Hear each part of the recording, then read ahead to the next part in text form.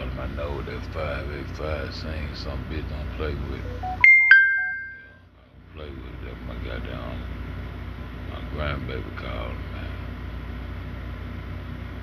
And I gotta go at 5:30. I gotta be there 5:30. I got a long 7425, I think, some shit. Everything overtime. I know we bucking, but look. Told you I had a video for y'all, man. Run that video. I got tried.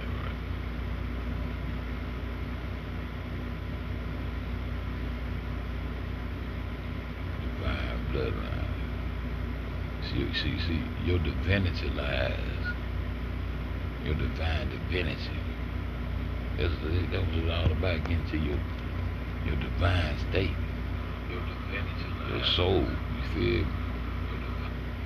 And see, these people that play the mean game, man. I'm gonna end this shit right here, cause I said something about them caucuses, and I told y'all there was a shot from the European side at the north. Let them know they ain't them some dead asses. A caucus, a dead caucus, a Caucasian caucus. Y'all some dead asses in our mountains. They put their ass up in the mountains because they done got land now. And so you found it and said it was originated. Nah, they ain't originate over there. They come out the north. And some of them was borderline. And that's why they call them Eastern Slavics. How Ukraine and Russia end up being the East? Because they in the East. The North Pole they done created is in the East. But I'm about to write this shit. I'm about to show y'all this shit. See, y'all ain't gonna get it till I write it, do the diagrams and show y'all that this what it is, man. Divine bloodline, man. They trying to tap into your blood. Man, about to tell me no motherfucking Genghis Khan. Genghis Khan blood can't outrule no nigga blood, man. You the melanated being, man. You the divine being of the earth, man. You the dominant gene, if your genes dominate, your blood dominant. You the dominant species of the earth, bro. Why you think they call you a god, bro? But see, I'm gonna run this shit back, and then I'm gonna go get the video. I'm gonna show y'all some shit. But I done got tired. My boy Ben came on this motherfucker. So much shit be going on, man. And I gotta go slay, get back on the confield at 5:30. Cause my anniversary, in February, my anniversary, I mean, my being out. You know, my release date when I came home in February. In February, my anniversary, I'm gonna get it something real clean around the whole shit like that. Just for GP. Just for GP. Let me show y'all shit. Fuck these niggas in. I ain't gotta talk about the nigga. I still talk about that tree shit, cause I brought the tree shit ever to the niggas around this motherfucker. Shout out to my nigga Payal. My nigga say God showing or some shit. Yeah. Keep catching up, dog. With my nigga, I got some shit if you just put it on. And I want you to come present it in the Payal way, cause we got the Payal. Yeah, the boom in the Payal. I ain't never been starving for no motherfucking attention. I just want to drop the truth. And when I go and listen to a nigga I fuck with, I want the nigga be on truth. Yeah, I put my motherfucking pom-poms on. Get their ass, dog. Huh? Why would they call that? Why the fuck do you got to have a motherfucking far east and a true north? Why the northeast only ones got these kind of east? Why the directions of west and south ain't got out? See, the south and the west got the fruit of lands. We got the land. Protect them corners. Protect them corners, because we gonna expose what's over there. We can't find nothing. We can't find nothing to compare. You was taught to respect burials. You in tombs, digging up and shit. In tombs. Tombs is somewhere people have put their motherfucking dead to rest in peace, and you upsetting the souls of melanated people. That's why my inside shake. That's why you motherfuckers hurt me, because y'all made this shit be okay to go dig up in people's graves and desecrate they motherfucking souls, nigga. And y'all motherfuckers to my royal islands, and y'all floating on the top of the motherfucking ancestors, because I'm a... Yeah, that's why Fed was the only nigga that ain't put them dead Kenneka pictures up there when they first dropped them out. Man, I ain't finna do that shit, man. Nigga supposed to told them hoe, take them pictures back, and ain't no case closed. Case closed. What case? Wasn't no case. Drop them freezer pics, and told y'all nigga to run on about your bed and now. And nigga set up with them cash outs running with that girl picture up there just running. Ain't talking, ain't discussing, ain't saying nothing. Just got the picture up there collecting funds, nigga. I was the only one that wouldn't put those pictures up there. I said, they supposed to be telling roll my kids they ass and take these pictures back. And that's what they supposed to be telling them bitches. I said, I ain't finna desecrate this girl body like that through there. Yeah, that's what I said. I wish I had all my old shit, because I said 100. It took me 3 days before I ain't goddamn. And then when I got ready to present the pictures, I said, man, it's gonna be disturbed. And I went straight in that bitch, straight to her stomach. All I wanted to do was look for incisions. And I went right in there and found the incisions. See? Yo, that's what happened. But let go. Show y'all this motherfucking brick clip. This first book I'm talking about, I want y'all to understand. I want a person like Kenneka can get half ownership of this bitch, because I ain't gonna never do it. I need somebody to motherfucker put this shit in motion. I got some the next check I got to invest into some LLC shit. And I want to show y'all the logo. Now I need to get up off my ass right now and get up when I go to 3GD. And I need to be able to show y'all the logo that I'm talking about. Because it's just two circles interceding each other. What's in the middle of that bitch? I told you when we look at that one of them areas, like that's the Atlantic Ocean right there. That's the Atlantic Ocean right there. Because we're going to disprove these tectonic plates in that Pangea. That video I was showing y'all them goddamn how they, what I'm trying to show y'all. So I said that gray area right there had some circles up there. I'm showing you might well represent that as the Atlantic Ocean. That's how they separate the lands. I'm trying to tell y'all what's going on. This shit, no, you niggas bombed the land, nigga. That's how the land became separated, because you tore it up, nigga. And it's the distance of the Atlantic Ocean is the exact distance of what they saying. And what the fuck is this motherfucking Arab and Africa Ocean next to motherfucking this Oceania shit? Why y'all don't ever show how that bitch connect back to the motherfucking Atlantic, nigga? Why y'all can't go around the back of the Pacific, go around that bitch and sail right on into your Indian Ocean and all that shit over there about goddamn what you call New Guinea?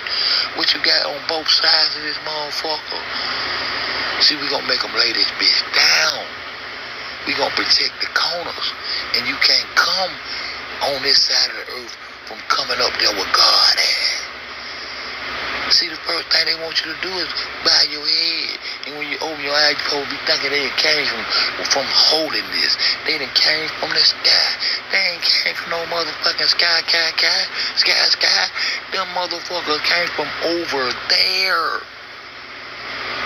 Them Noahs came from the north, the Norsemen.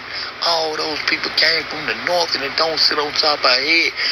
Jared, goddamn cock and low. I feel somebody trying to come across them waterfalls and trying to take me some ball. I feel somebody get mad. I feel I'm finna shake some souls around this bitch.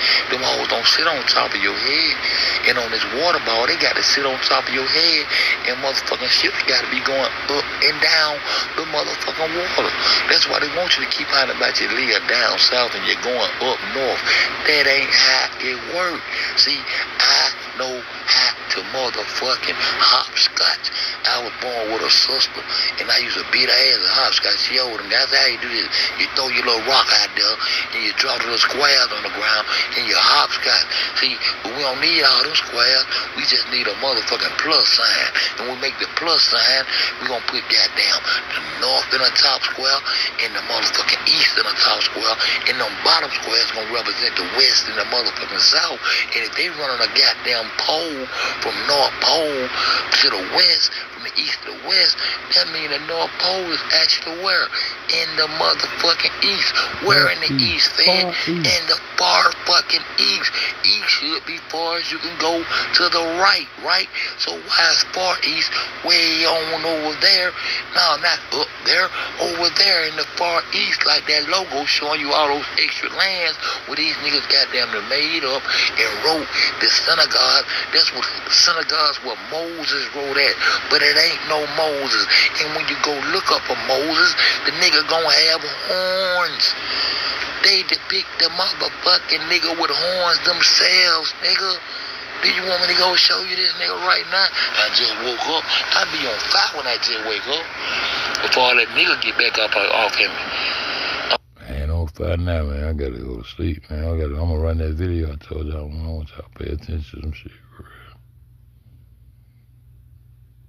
I want y'all to pay attention to some shit for real. For the nigger. No, not the nigga. Before the nigger get it back up in me. See? See, I go goddamn, see, I do this shit live. And I goddamn go put my thumb on this shit live. See, I go right up in this bitch and ask these motherfuckers to show me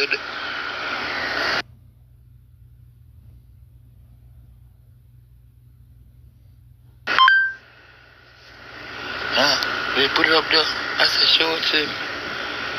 Okay, now let's go. Now let's pull him up right there.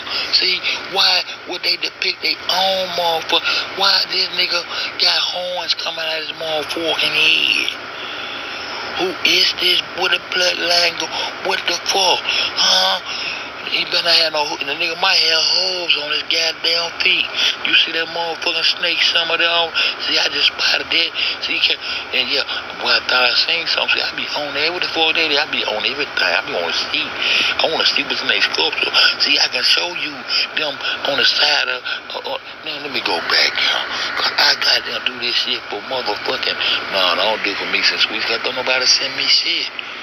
I went to the motherfucking sit on them, they beat my ass there, and I don't want to do nothing but goddamn they go to motherfucking images now. See, I ain't do this. Even when the lightning strikes, even when they do the cartoons, look, they put the horn. Just the same way they do LeBron James, they show him and put that motherfucking Vogue magazine and put it right with him, look like some horns coming out of him goddamn head. See. Yeah, when he was looking like a King Kong holding a white lady, yeah, it made him a goddamn gorilla. Try to make you too much you come from an ape and all that fake ass shit. They go see this shit. They go looking the other way. Huh? Why he got them on? Why they make sure to show you that he is a fucking goat? Why all you niggas be out there? Why I don't like them niggas? Somebody say, I'm fed you the goat. No, the fuck I ain't. I'm the ram. I'm Amen. I'm connected to the unseen prisoner, which is God for real. And the Son is Amen in his physical form. No way to the Father but through the motherfucking Son. And they ain't got nothing to do with these motherfuckers that can't stand no goddamn Son, nigga. And these are niggas they throwed you away to. See, the beast gave the east, the beast in the east, the dragon gave the beast the power. The dragon out of the east. See, this they words. You can go to Daniel and break it out. The dragon. The dragon gave the beast the power. That's why and if Prince Charles said he'll direct the Senate of goddamn Vladimir Impaler, and he a Turk, right? So that means they share the castle. They share the castle. How can he be he said he'll direct the Senate of Vladimir Impaler. So he in that castle in the UK, and that's why I already know. I ain't got to decipher all that shit around that motherfucker. I already know what's gonna be around that bitch.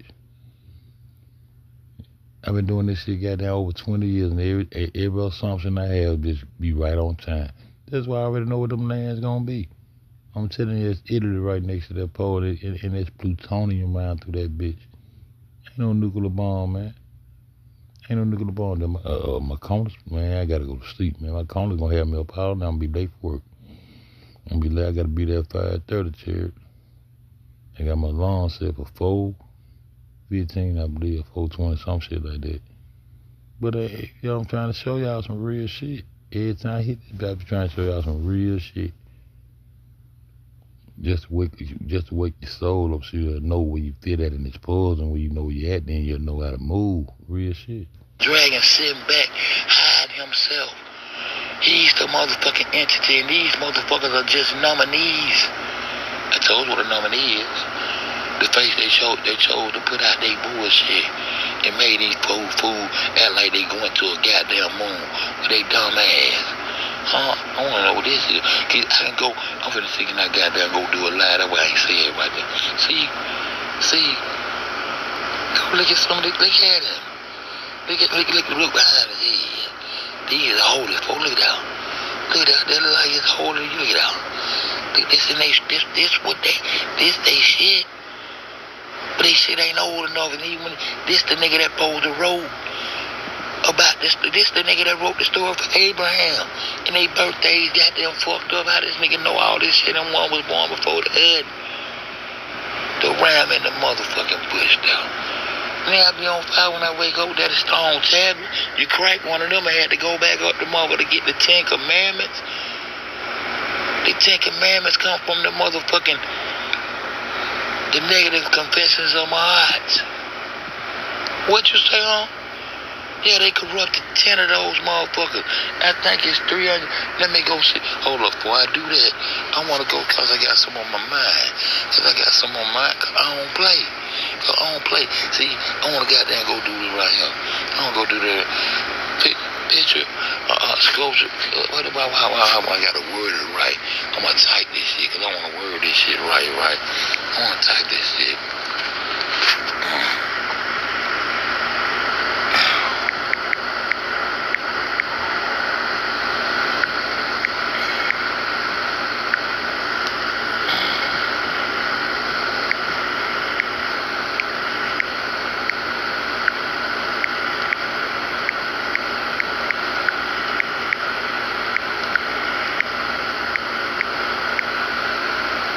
So much shit in my head that I want to share with y'all, man. I'm not going to keep it reflecting anyway.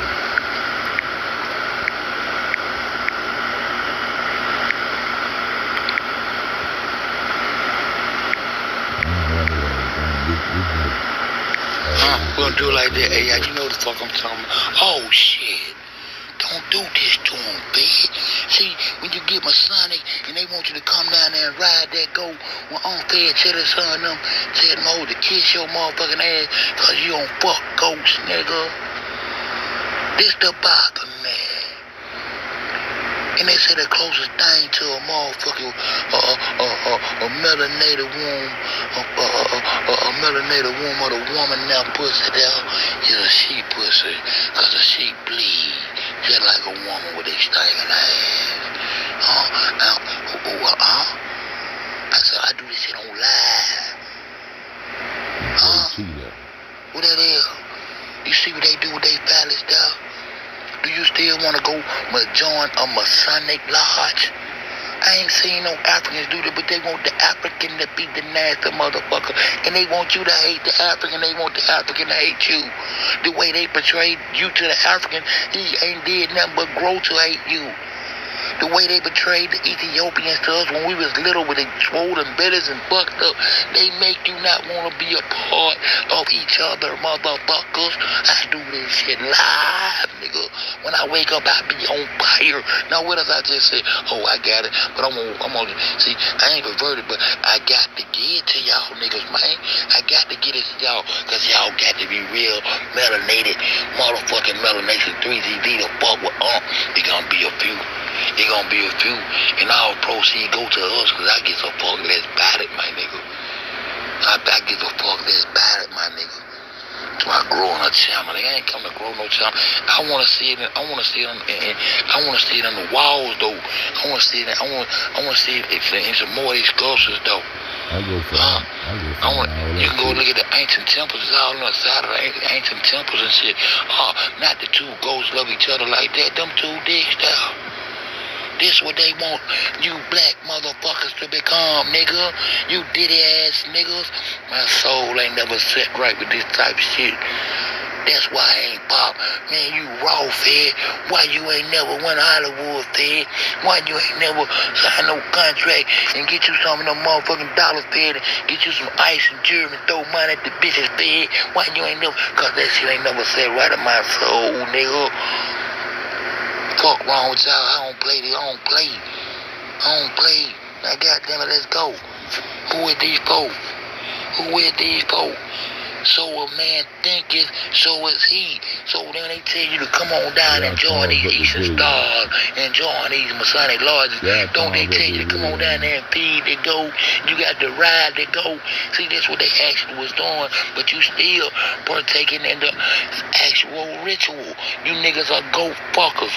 Thug Bed is not a goddamn goat. I don't give a fuck if it means greatest of all time. I don't give a fuck if it means Muhammad Ali. I don't give a fuck what that shit means. It means nothing to me, cause I'm not your motherfucking goat, bitch. Yeah, that's why the goat is represented as Alexander the Great, and he comes to beat the ram, nigga. And everything falling order behind that. Greek fraternities, all that shit, the gatekeepers, all that shit come behind this, bro. And this is why these niggas hate a Jew. But get what? I ain't gonna stay on this. I need to go do something else. So I go to sleep. This in the scriptures. I'm gonna show you what the scriptures really saying, nigga. But you get mad at Unc before you get Uncle Chance to explain why he feel the way he feel. I ain't never did nothing wrong. I'm just trying to show you something. I'm trying to do what they call hip you before they ship you, nigga. That's what I'm trying to do. It's all everywhere. See, this is what they do. They'll tell you they fuck sheep. What the fuck is you saying? What the fuck is you saying, huh? I'm trying to find that shit in ancient sculpture, but that ought to be good enough. These niggas in love with the lamb. Jesus the lamb, man. Get out of it. Don't do that. They don't get it. Hey, y'all eat lamb, man. All right. See, that's Pan. So I'm not with the Pan African, the god Pan. Yeah. And you talking about you a Pan African nigga? Fuck you, Umar Johnson. What is money for them fake ass schools, you bitch ass nigga? The tough scully challenge, nigga. Put on that goddamn tough scully, try to talk tough to set it. Why we said it was a flat earth so goddamn bad, cause that nigga be the total package, nigga. But the nigga can't catch on to this flat earth shit. It irks his soul. I want to see it in the architecture. They ain't gonna show. Maybe that I want to see. I just want to see it in the architecture because I said it. But it's all in the, on the side of their buildings and shit. These niggas made Easter. Easter is a holiday for them to reprocreate. Because all of them, the women on women, man on man. And so they got them, the Easter egg, it represent the testes. That's why they say a woman can't testify because she ain't got no testes. Man say a woman couldn't talk in church. She can talk, she can amen, she can do all that, but she can't testify because she can't put nothing on her balls because she ain't got no balls to have no word, nigga. Man, I do not fuck around. And then put the little butt naked baby in this bitch with some motherfucking wings in his back. And y'all talking about putting wings in y'all back and all that shit. Nigga, the motherfucking goddesses wore ostrich feathers on their arms. This is what they got the concept of some fucking wings. What the fuck is this shit? This motherfucking shit don't fly. I told you, the little girl told me, this is why I got my tail removed. That nigga, I was 14 years old when that little bitch said that. That shit said in my soul, something ain't right with these motherfuckers. On Fed don't play, man. On Fed don't play, man. Half man, half goat in real life, nigga. And these Neanderthals had to teach themselves to walk upright in righteousness. I ain't got to teach myself to walk upright in righteousness. I was born walking upright, nigga. Yeah, I crawl before I walk, but I'm born righteous. You don't goddamn learn to goddamn walk upright, nigga. Cause these niggas was walking on all fours and all kind of shit. So what the fuck do you? It's the north and the east side. Them goddamn Persians is the goddamn babies of these motherfuckers. I'm gonna show y'all this shit tonight, man. I'm gonna go back to sleep for it. I done got tired because they won't show me what I want to see. I want to see it in the architecture, I said. I want to see it in the goddamn architecture on the side of some of these temples they got. See how it'll come to. And you got Jay-Z holding the go horns. Well, let me show y'all this nigga. Don't let me forget my heart. Let me show y'all this nigga. Show y'all this blue blood. This nigga told y'all, I'm blue blood, but I'm not Crip, though. Huh? You ain't hear what he said there, Snoop? Jay, let me show you this. They said this nigga on the run now. So I called him Jay Sleazer. My motherfucking life a true story, nigga. I got these niggas stamped in my rap, stealing my shit and everything, nigga. I'm Illuminati head boss, nigga. Pop one talking about shit on the truth. Who this is? Every time I go, man, I don't know who that is, man. Damn, I don't know who that is, man. Every time motherfucking goddamn. Phone ain't wrong, man. Got Jay-Z, Spirit cooking with my line. Spirit, man, let me see. I gotta go, man. I gotta connect. That 585 means something to me. I'm trying to see who that is. I'm trying to see what the fuck that is. Hold on. I want y'all to see this shit. Jay-Z, Spirit cooking. I'm gonna show y'all who these niggas is. This shit real. And these niggas got y'all souls and turned you into a motherfucking spirit. I ain't got no spirit, bitch. I got a soul, bitch, and I want mine back, bitch. I want my real birth certificate. They come up over there in London, England, before they send them over back to the goddamn hospital with your name in all capital letters and incorporate. I want to unincorporate, bitch. That's what I want to do. But you niggas ain't gonna fuck with me. Oh, what the fuck? No, I want to see what they holding. What they holding, show the whole picture. Hold them horns with a Jay-Z. They ain't gonna show the whole picture. Cause you holding on to them go horns too, nigga. But they show the whole picture, nigga. Show the whole picture. They do this here with menstrual blood here and paint all over the wall. That's why Beyonce be all tranced out looking like she crazy and then fuck that girl up. Because that is motherfucking Beyonce is Destiny Child. That's one of them DeBarge's daughter. They ain't not a goddamn Kelly Rowland daddy daughter. Y'all niggas, this shit is deep in them more. Man, this picture right here, they won't show the whole thing. They won't see the whole thing. I want to see that nigga holding them goat horns with this lady. Why is this nigga out here spirit cooking with this lady, man? I say she used menstrual blood, nigga. Go through these motherfuckers. Go through there. They gotta show me. They gotta show me, cause I don't play. This nigga blue blood. And the nigga been here before. Y'all think it's a joke. Let me say, Jay-Z, goddamn double gagger. Don't do it, man. Double. I think that's how you spit it. Double gagger. Double. Let's go show me this nigga. Who is this nigga? What is that nigga doing way back then? They bring him back. What is nigga? This nigga wasn't no monster project, goddamn selling no motherfucking dope for real. Who is nigga? Nigga, who is you? What the nigga Bloodline is, man. I'm gonna stop right there, man. Y'all go catch the end of that goddamn live I did. Kenneka. Scripted out people, whatever the fuck I name that shit. I'm gonna stop right there. Cause I promise y'all this other video belong. I promise y'all this other video.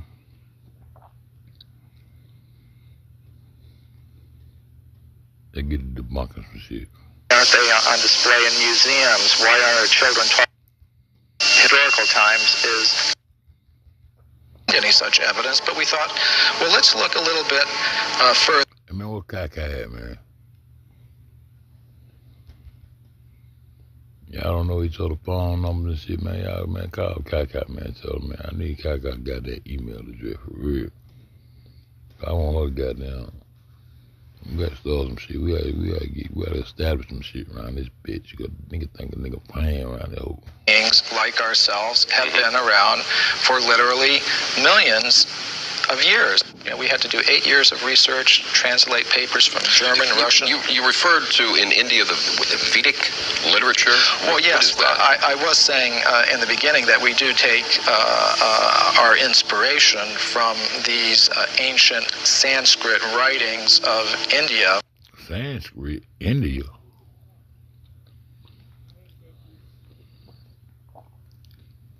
Sanskrit, India, or India the ancient. That's why when you go try to find the oldest ancients in the world, they'll go back to India on you instead of hammer it. Because they old as shit. Shit crazy now. Y'all want to rewind? I'm waiting on Kenneka for real. I'm going to rewind this shit more. Let me rewind this shit. We'll die with competition. And we're caught up in these three old beliefs, these three old myths as being truth. And if you operate from these truths, then you end up with the extinction that lies before us.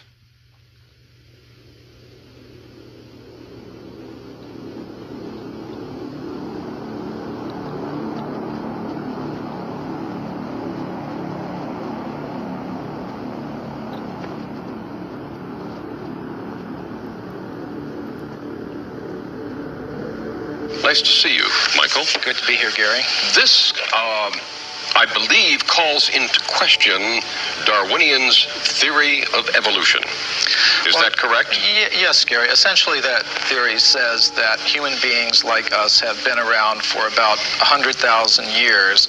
And before that, you would have had only ape-man-like creatures. Before that, apes and monkeys.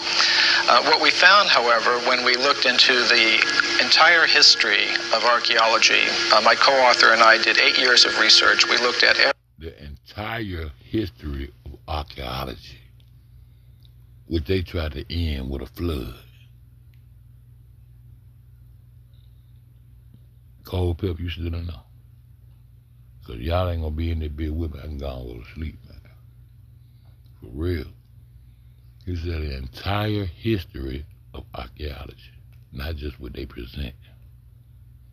Every archaeological discovery that's ever been made. And what we found is that there are hundreds of such discoveries that indicate human beings like ourselves have been around for literally millions of years. We had to do 8 years of research, translate papers from German, Russian. You referred to in India the Vedic literature? Well, yes, I was saying in the beginning that we do take our inspiration from these ancient Sanskrit writings of India. They're collectively called the Vedas. Among them are the Puranas. Purana is a Sanskrit word. It means history. Now, these histories tell of human civilizations. A Purana, something that eats your ass up. In Sanskrit means history. But today, Purana means a fish that'll eat your motherfucking ass up. Huh? Listen to what words mean. That's why we got to go get that Latin Oxford Dictionary so we can see how them Romans really thought. You know, Romans is the Italy, the Italians, the one that claiming that they got black blood. Bitch, you ain't got no black blood in you, bitch. Y'all better stop letting these folks get away with this shit. Nigga, my bloodline divine, nigga. I'm a divine entity. And what I'm searching for is my divine divinity, nigga. Y'all tripping. I'm trying to get you to your divinity so you'll know how to walk around this motherfucker while we losing. Because we lost. And we slaves, nigga. We the conquered people. And these people still on top of us. Ain't gonna stay on top of us until I shake you till you wake, till I wake you. That's the job I got down told, though I do what I do. On this planet going back millions of years. How do we know? That skirt ain't no planet. This ain't no planet. Now, if there's some planets up in the sky, y'all want to call it, this the earth. This the foundation. The four. We talking about the four corners of this bitch. How do we know those are accurate? Well, that was our question too. Richard Thompson and I, we thought, well, if there's any accuracy to those statements, there must be some factual evidence to back them up. Now, when we looked in the current textbooks, of course, we didn't find any such evidence, but we thought, well, let's look a little bit further. And as I said, that led to an 8-year research program where we investigated every archaeological discovery ever made. And what we found is that, practically speaking, archaeologists and anthropologists have buried almost as much evidence as they've dug up. In other words, or perhaps overlooked, cast aside. Factual evidence to back them up. Now, when we looked in the current textbooks, of course, we didn't find any such evidence, but we thought, well, let's look a little bit further. And as I said, that led to an 8-year research program where we investigated every archaeological discovery ever made. And what we found is that, practically speaking, archaeologists and anthropologists have buried almost as much evidence as they've dug up. In other words, such evidence, but we thought, well, let's look a little bit further. And as I said, that led to an 8-year research program where we investigated every archaeological discovery ever made. And what we found is that practically... That man said every archaeological discovery that ever been made. Speaking, archaeologists and anthropologists have buried almost as much evidence as they've dug up. In other words, or perhaps overlooked, cast aside. Well, yes, cast aside, and there have been some outright cases of suppression where people who have reported such things have had their careers ruined. We should never, I don't think, be afraid to investigate opposing points of view.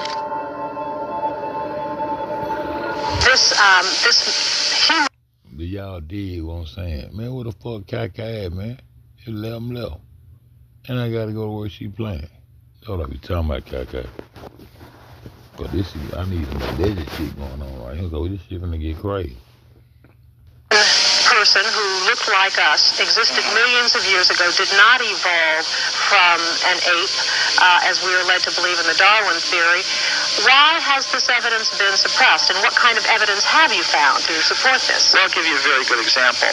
Now, one example from historical times is during the California Gold Rush days, miners were digging tunnels thousands of feet into the sides of mountains. Now, the rock in these mountains is over 10 million years old. So when they were digging these tunnels, they were finding human skeletons, they were finding stone spear points, they were finding mortars and pestles, hundreds of them at dozens of locations. Now, all these were gathered together, reported to the scientific world by J.D. Whitney, who was the state geologist of California. And he published a massive book about them by Harvard University. Harvard University was the publisher. Now, what happened to these artifacts? Why aren't they on display in museums? Why aren't our children taught about them in schools? There was a very powerful anthropologist at the Smithsonian Institution named William H. Holmes. And he said to Whitney, you, Dr. Whitney, if you had understood the theory of human evolution as we understand it today, you would have hesitated to announce your conclusion, namely that human beings existed millions of years ago, despite the imposing array of facts with which you were confronted. Don't worry about it. We're going to write a book, and we're going to make a flood. But they ain't know they were going to make a flood. They just wrote Moses and snapped themselves and let a nigga latch on and write about a flood to kill it. Nigga tell you the world came to an end, then start telling you about millions of years ago, and these niggas cavemen, these niggas Fred Flintstone. Fred Flintstone gonna give you your archaeological history, and you gonna go for it. In other words, simply because the facts didn't fit the theory, the facts had to go, and so did Professor Whitney. But back then I would imagine that they did not have the scientific procedures to identify the exact age of bones and matter that we have today. So can you be confident that this researcher was able to give a time for these bones that were found? Yes, we checked with a modern geologist about the age of the deposits. Now, these things continue to be discovered today, for example. And a vast amount of evidence showing that human beings like ourselves have been around for millions of years has been systematically suppressed. And I can give you some examples. For example, in 1979, Mary Leakey, who's one of the most famous archaeologists of this century, discovered in Africa completely modern human footprints, no different from the footprints that you or I would make on a beach today. Now, the thing about these footprints is they were found in rock that was dated 3.6 million years old. And that throws out completely any idea of human origins that's current today. I don't give a fuck about no motherfucker. I give a fuck about how deep they dug into those mountains. And when you understand surface level, that will make us flat, the surface level. You got above sea level, no water is above your head. Water is flat.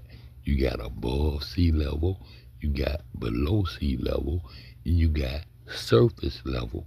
You know, when the people get on the water and surf on surface level, and the way you spell water is L-E-V-E-L.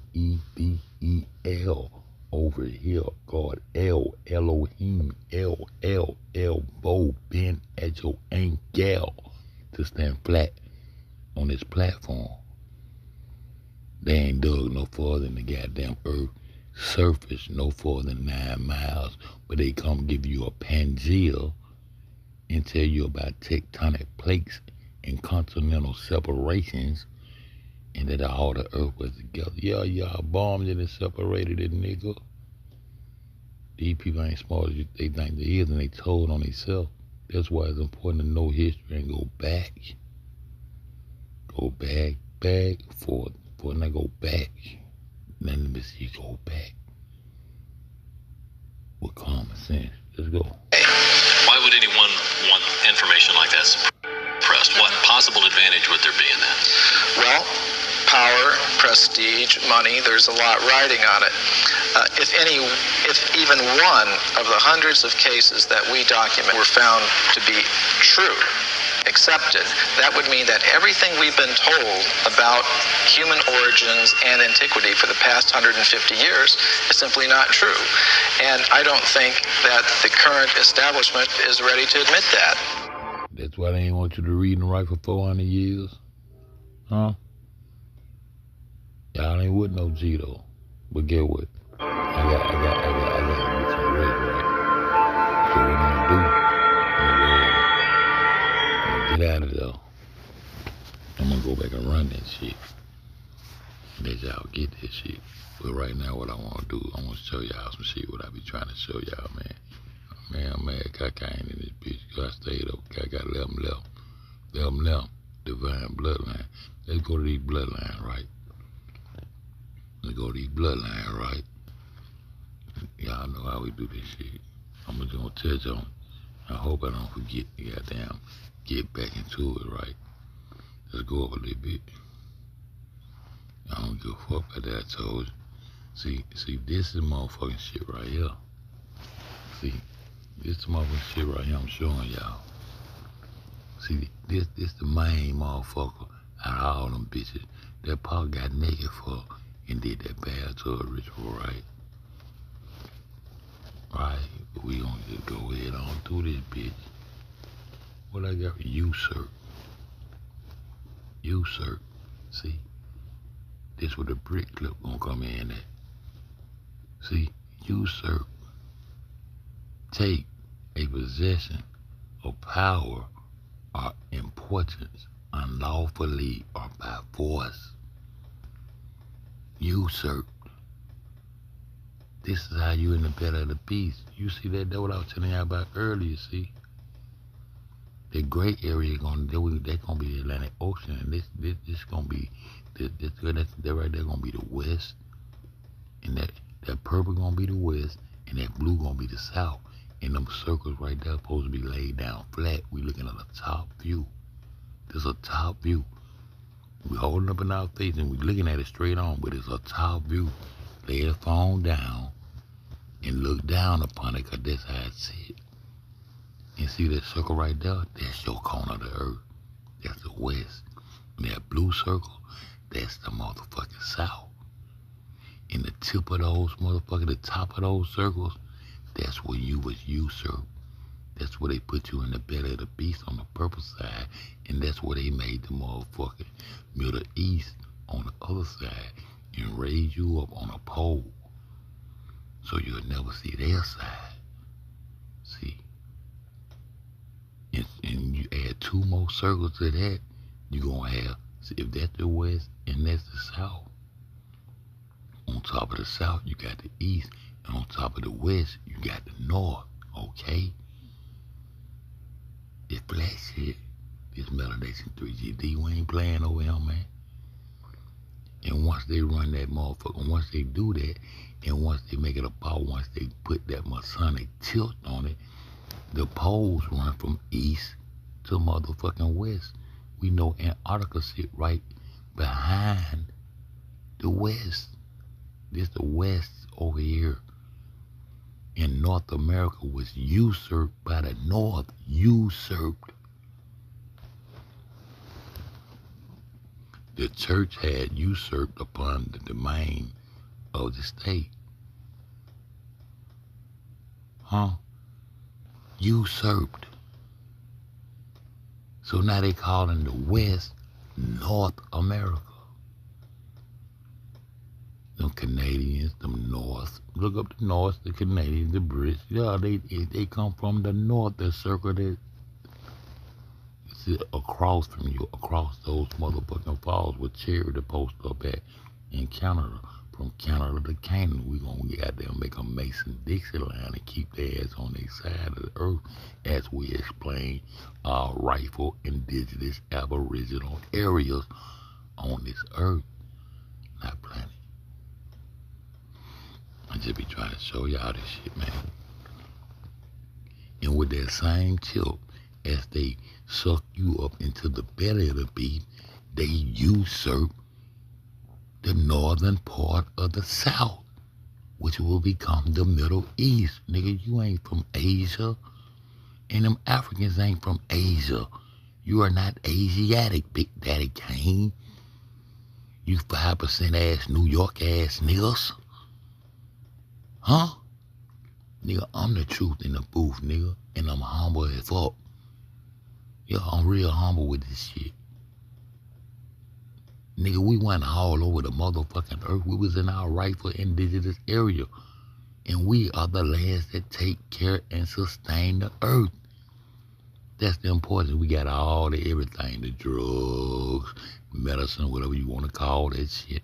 The herbs. The rainforest that produce the medicines. The corn. Nigga, we in the West. We got the dope, nigga. Fuck you mean? These folks come up out of the mountain handlers like this, man. And I'm showing y'all this shit, this common sense.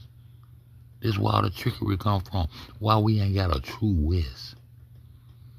Why we ain't got a magnetic West. Why we ain't got a far South. Because we ain't the ones playing games. We the ones the games being ran upon, nigga. Cause that's the motherfucking pole that they ran between this motherfucker and called it the motherfucking axis of the fucking ball. Ain't no axis, it's a top view. Lay it down. Lay it down, lay it down. You hold, lay it down. Cause Uncle came to play. No, I did. No, I did.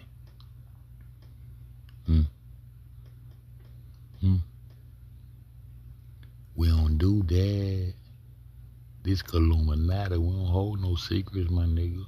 We expose the whole part. Boy, do something to me when I do that. Why I try to make sure I be talking to the right people when I break this nigga down. This school of the arts, this poet, a brilliant poet. A brilliant poet. Poetry in motion. Nigga, you ain't shot no off-duty cop. Nigga, ain't did no time, nigga. On what circumstances do a thug-ass nigga get naked for a room full of Jewish men in a bathtub and then come out double secret. As smart as this man was when they inquired about the Illuminati, he said he know of such a thing. And if it is a Illuminati, we're not going to talk about it. We're going to kill that noise. No, sir. This Illuminati's head boss. Now, if you're living a dead nigga, I'm going to let that go, my nigga. I'm going to let that go, my nigga. Because I told y'all that J came from the north and the east. But it really came, it came from the north and the east. See, these are the babies of the cannibals. Mongolians are cannibals. Eat your ass up. Mongolians reside in the east. Asia is the east. And they share the continent with Eastern Slavics that really are Norsemen. Borderline. And they made babies. And the babies became the Persians, which we call Iranians.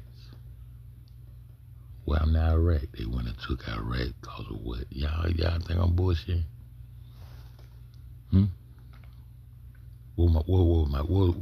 First of all, what was my question? Is Persian blood mixed with Mongol? See, Genghis Khan blood can't overrule the divine blood, my nigga. Fuck your blood, son.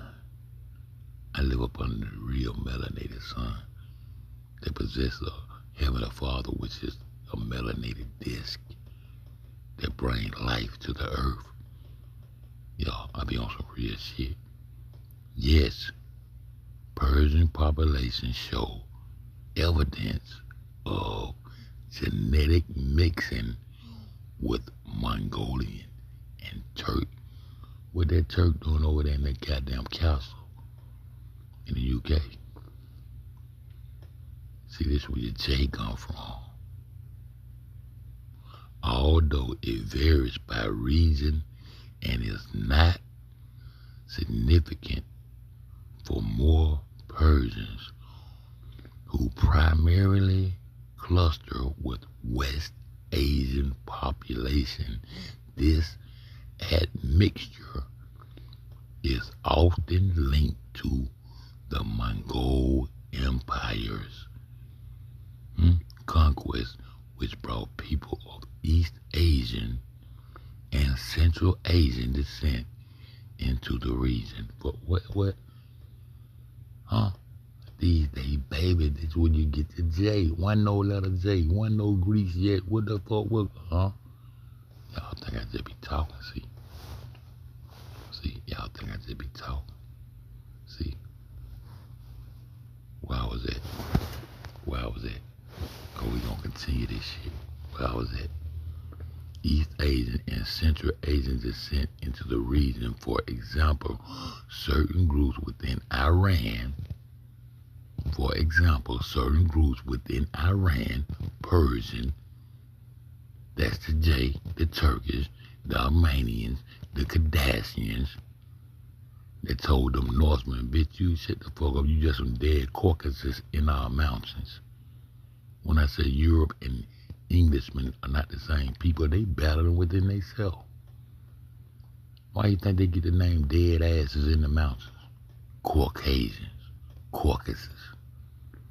Some dead Caucasus in the mountains. That's what they babies had to say about them. That's why they had to come through fighting for something. And was allowed to go latch onto the story and write their Northwest story about Noah. Aramaica.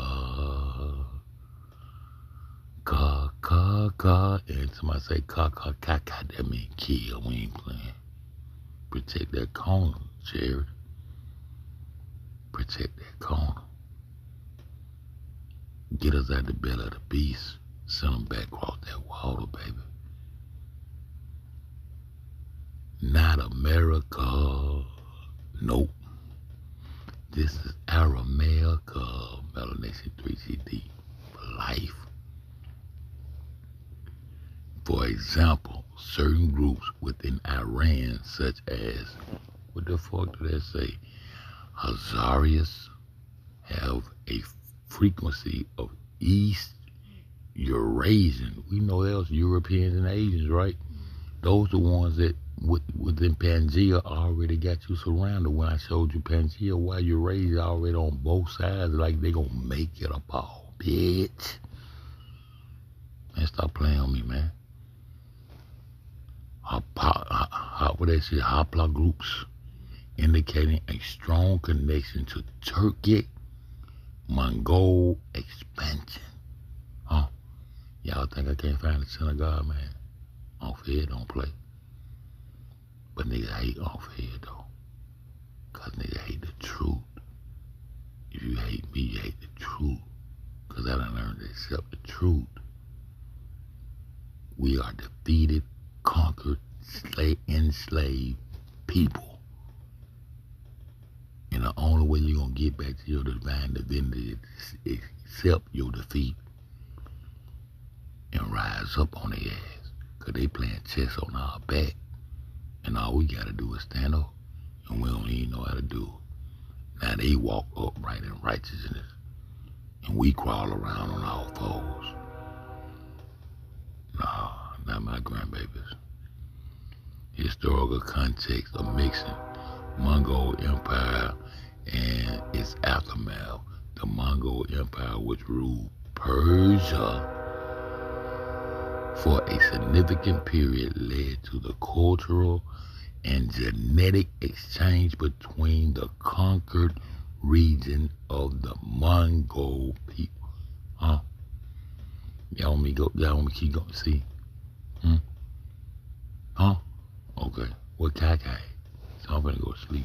Cause Kaka will be up in this bitch. I don't know what Sky is. But we gonna deal with the better of the beast. And then we go over to Asia. The largest mountainous region will be Canada and Asia, which consists of Russia, all that shit they trying to tell you around a so-called fake-ass North Pole. Uncle Fed gonna bust it down. Y'all Fed gonna bust it down for you. Mongolian or Turkic genetic material can vary among different groups within Iran, with some regions showing more pronounced influence than others. These are the same people that's fighting over on the land that they say Canaanites were there. They usurped you and told you was a fucking Asian nigga and you a Semitic nigga. I'm anti-Semitic. I need caca allegedly. Everything alleged on this bitch. The truthful motherfucker. While Persian people generally have a high degree of West Eurasian, European Asian, ancestry, particularly close to other Middle Eastern, what Middle East? Nigga, that's South. Usurped. And that's why the North, that's why niggas hate more, that's why they can't get along, cause niggas don't want to accept defeat and understand, nigga. Middle Eastern population, the what it is, DNA shows signs of admixture from other groups, including those of Central Asia, Mongolians. No niggas over there. Nobody going across no motherfucking Mount Sinai to going up over in that bitch for what? I need Sky in this bitch. Keep us over here. If it's a Canaanite over there, bitch, show them to us. We don't see them. You gonna curse this side of the earth and say we gonna forever be slaves to Japheth and Shem, and you don't think Shem is the Mongolian nigga? Man, I got you the bad dog, man. See, we gonna get into DNA. We gonna get into blood, how it works. We gonna get into the biological side of this shit. Y'all brought this kind of shit to the Kenneka community because they said all those over here was dumb and ignorant and all that shit. And I tried to prove that we're retarded, and niggas still mad at a G for keeping 1,000, for keeping it 100. Us Canova 10, 1,000. Keeping it 1,000, nigga. I keep it a band, nigga. What is this? Mongolians are primarily a mixture of East Asians. What? I'm showing you who these people is. These people own us right now. Own all the treasury security behind this Nikola Tesla. The nuclear, fake nuclear bomb, this scary fear shit. Lord got to conquer that shit. Lord conquer fear. Ain't no love in that bitch. Ain't no nigga show more love in the Kenneka community than me, cause I could have been cussing. I don't really I started cussing more guys. I'm like, man, we ain't ready to go to prison, man. Y'all niggas still fucking with me, man. And talk, man, bitch, leave me fuck alone. These holding the camera me all counterweight. Huh? I don't see nobody still standing.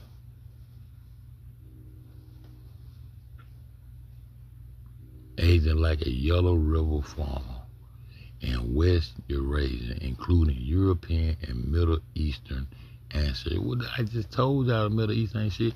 Matter of fact, let me go back. I gotta use the back. Let me go back and play a video. I gotta use the baritone, man. Come on, we're gonna jump back on this before I go to sleep. That's what we're gonna do.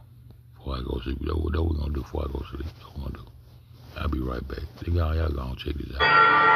Y'all gonna check this out. Hold it down, Cherry. I think that scientists find it harder in some ways than many other people, you see, and some other people, because there's still a strong commitment, even perhaps partly unconscious, to the old atomistic worldview. So what you're saying is that science has shown us something that scientists do not want to see? Well, they have become so used to the way of seeing it that they don't want to change it. You see, they feel uncomfortable about changing, and they feel there's no reason to change it. Many of them, they say, well, we're doing so well now, why should we change it? In one sense, it looks as if we're doing very well, you see, but if you look at the broader view, it looks very dangerous.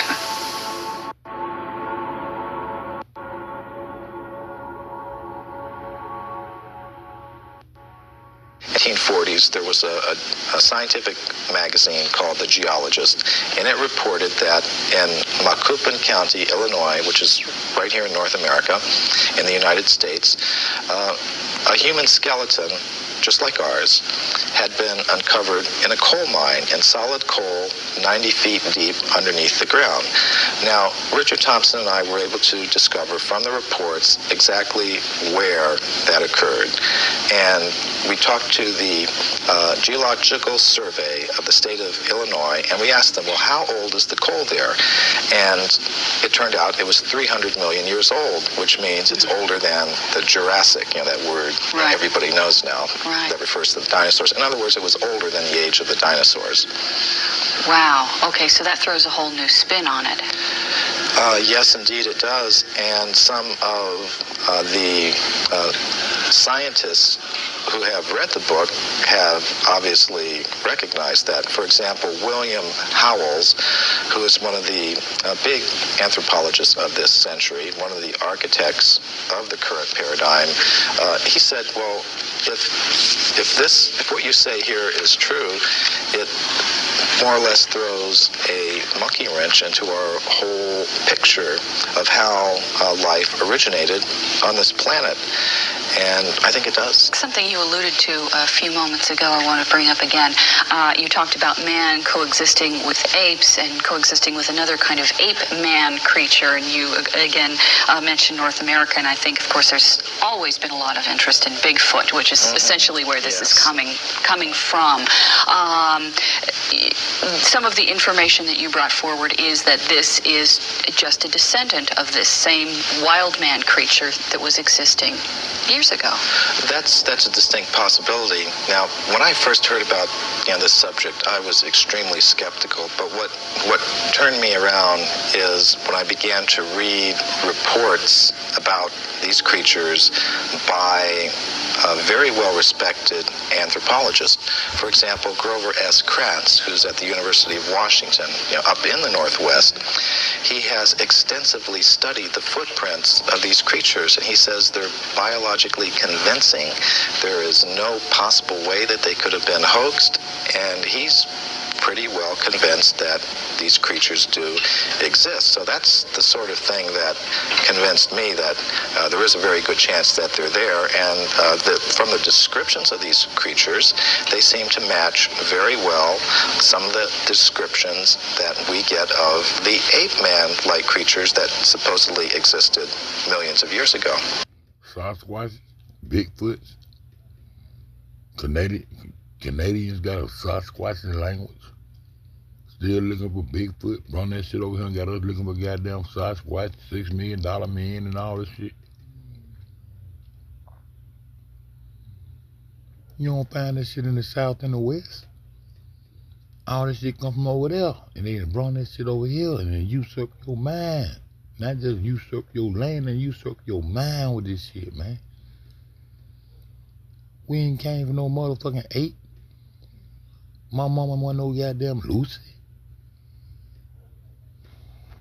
Okay, so, but yet we keep coming around to the same thing. People just don't want to believe it. They just, like you said, well, they're skeptical. They go, oh no, that's just a hoax. They're not hearing the information that noted scientists are finding. Call y'all niggas on all of the motherfucking broadcast system. You repeat some shit to a nigga every day of his life, it ain't gonna be prominent. You know how to do it. Well, all we really wanted to do in our book is put the facts on the table, all of them, not just the facts that you will see in the current textbooks, but all of the facts that are relevant to this whole subject, and let people draw their own conclusions. One of the questions I first came up with when I was reading the book that you did answer in the book that I'd like you to explain was that I said, well, gee, don't we have all these machines now that can look at the footprints or the bones or whatever, and that will just tell us how old it is? Machines. Oh, this is a very common perception. We have such faith in technology and those who employ it that when we hear about things like carbon-14 testing or potassium-argon testing, we think it really is a very simple process, almost like you pop something in the microwave and boom, it comes out. It's not like that at all. These are very complicated procedures. What I found in practice is that scientists may run several tests on the same piece of bone. Some of the ages will be very great, some very small, and they will tend to pick the date to publish in their scientific literature that most fits the idea that they start out with about how old the fossil should be. Now that often happens. What do scientists and researchers have to gain by distorting their findings? I mean, you would think that if they found biblical truth, making their story be the truth, biblical truth, that's what. Now get the fuck on, because I'm tired of listening to you. I'll run the rest of that shit when I get through. I'll run the rest of it. I got some more shit, though. Got some more shit,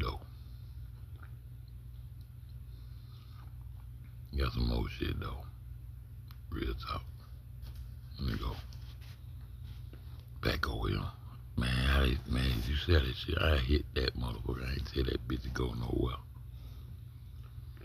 Now I gotta go through and get my shit again. I hit that bitch. I ain't tell that bitch to go no motherfucking well. But we gonna give her, man, I don't give a fuck about none of this shit. Why are y'all playing, bitch? See what I'm saying? See how much she be acting up? I don't give a fuck about none of that, man. I don't give a fuck about no stuff. Oh, now they gonna kick me out of that motherfucker. Ain't that a bitch? Ain't that a bitch? Ooh, they just kicked me out there. I'm out of storage. I'll back up. Ooh, okay. That's cool. Where my shit at, though? Them bitches just kicked me out of my motherfucking shit. I didn't. Y'all said they just kicked me out of my shit. Y'all said they just kicked me out of my shit. I don't give a fuck about that bag of shit. I still supposed to go to my motherfucking video, bitch.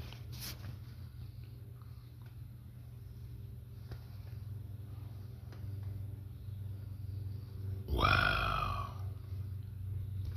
Wow, this shit deeper than deep, my nigga. We're just on the bitch. My shit that bitch. I don't need no storage. I just want to see my photo, bitch. Y'all see that shit?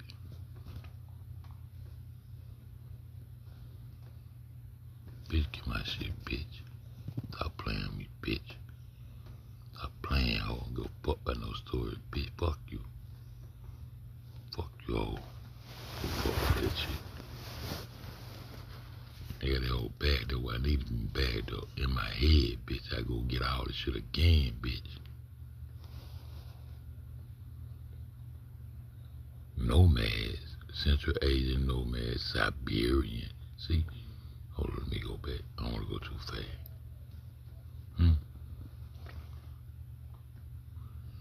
Have a high percentage of Eastern Eurasian DNA and direct example of this Mongolian Persian connection. Mongolian Persian, how they play with my chairs. I had to go there, how they go through all that bullshit. What else they say? Khorasan province. Khorasan. Oh shit, they showing you the motherfucking Russian when you see that KH Khazarian Jew. Watch them, watch them now. Khorasan province. What a Khorasan province? We need to be studying this. Some communities in Iran, Khorasan province show a stronger Mongolian influence, likely clue to the secret relationship between the Japs and Brits. That's the second book, right? And that's our second book, Charity. Because it's going to be our shit. Melanation 3GG for life, man. Say it again. Oh, don't play. Likely due to historical presence and impact of Mongol conquest in the area. Sham is a black man in Africa. Already shut the fuck up. On boss, shut the fuck up, nigga. 96% Iranian was 1.7% Manchurian and Mongolian. What Manchurian at? Huh? Ain't that the same shit I be telling y'all? I'm gonna put my thumb on this shit. See, I ain't never asked these. I do this shit live. I ask these questions and then I come back and show y'all just what I asked y'all. Cause my assumptions always is there, cause it's the truth. How can I been assuming shit and making assumptions for the last 20 years and then for the last 8 years since I've been on this motherfucking shit with Kenneka? How all my assumptions always lead to some real shit? But niggas don't fuck with Fed though. Cause niggas hate the truth. If it don't fit their little narratives and all that shit, I ain't got one. My narrative is that goddamn Kenneka kidney went to motherfucking Selena. And all my evidence look real good, and they done watched everything on Fed ever said on this bitch. They weren't expecting no nigga like me to be over here in Kenneka community. And nigga probably I ain't got no problem, as long as you real. Cause you ain't gonna have no other choice but to catch up. If you follow truth. Mongolians are primarily a mixture of East Asian, specifically Northeast Asia. Northeast. Like a Yellow River farm or West Eurasia. I think we already did. Damn, I wanna go. Hold up. I wanna go young. I wanna keep going. Middle Eastern, and even some South Asian and Europeans reflecting thousands of years. Why they keep somebody Asian and European that sit right above Africa right there? With the Michelangelo picture with the fingers almost touching. That's how the shit made. Europe came from some mythological shit called Europa that was carried from where? Where was the bull carried from and landed and became Europe? Where did she come from? What synagogue was in there? Do y'all know? What was the white bull? Europa was a white bull. Where was she carried from to come establish Europe? Where was she carried from, y'all? Man, don't play, man. I don't know why I think the way I think. My grandma been told me you too smart for your own good. I don't try to be the smart nigga. I just use common sense, my nigga. I ain't gonna let no bitch write me to sleep. Even if I'm gonna use my imagination, I use my own. I'm not gonna imaginate, dreaming, imaginate with another nigga imagination. And then I'm gonna go to the hashtag poo. Even when I run the hashtag poo to the motherfucking community, nigga try to make fun of that. Nigga, point of origin. That means if I can pinpoint your point of origin, you can't be of that substance of divinity that I am looking for. It should be untraced. It should be not able to be traced, or you would be it. How can I explain the unexplainable? These niggas are explaining how the sun and everything come into play, nigga. Who knows that shit? Nobody. But it's certain things we can observe and understand that life comes through the sun, nigga. And not how they writing it. I'm talking about real life energy. The sun is life. The greatest star in the sky. The life giver. The life barrier. The light barrier. All that. Life comes through the sun, not through Jesus, man. Can't throw his face in front of that motherfucker, know they gonna burn his ass up. You can't just paint him black. You gotta get his story back and gain knowledge. Can't hang on to the story that you know fucked up. You can't sprinkle sugar on shit and chew it and eat it and think you ain't swallowing shit. The fuck wrong with people, man?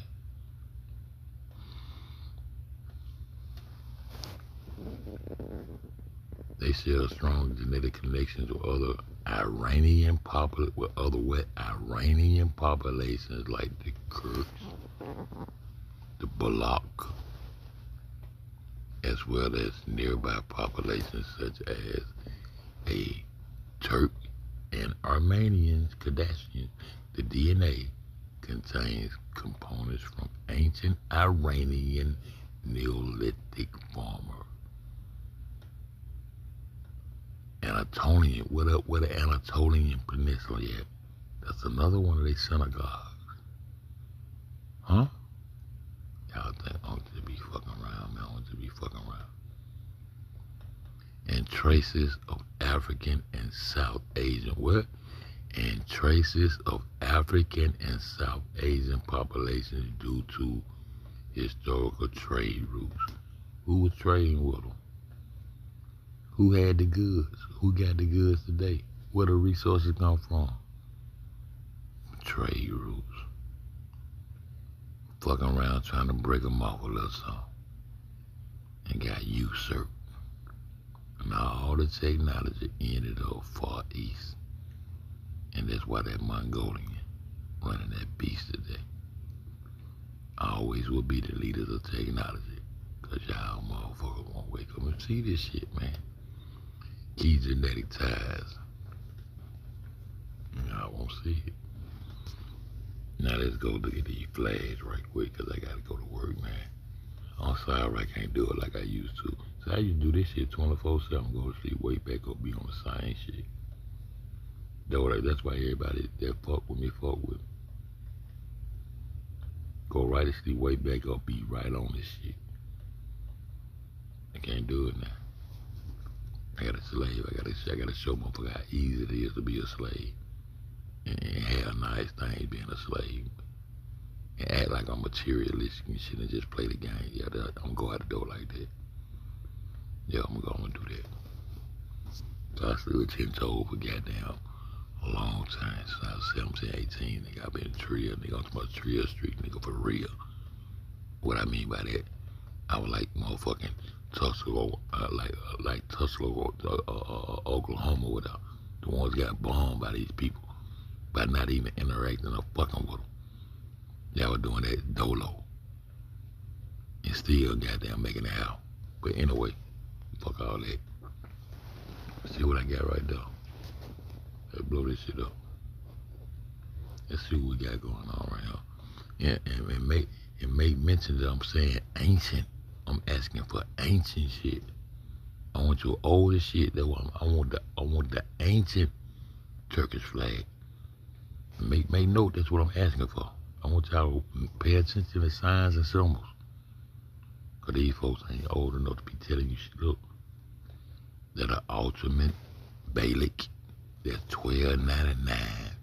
I told you the oldest flag. I had to go through there and make them tell me that Japan holds the oldest flag in the world. That's the silk trade. Everybody want these flags to be made out of silk. That's the silk trade, right? They're the oldest is right there. You see it? $12.99. 500 years, huh? 400-500 years. They want you to read, right, huh? What is that? What is that? Some of the like a crescent moon turned upside down, like a cross, like what it look like? If Islam was already in the motherfucking African motherfucking continent, why would they have to get the kings and the niggas and the gods of Ethiopia to convert to anything, to convert to being Semitic and accepting Asia as being a daddy? According to some religious book that say they cursed. I need goddamn Sky. I need Sky to goddamn come in this bitch. I need you to protect that Canadian cone over there. We weak tonight, child. I can't believe I stayed up to be weak tonight, my nigga. What it look like?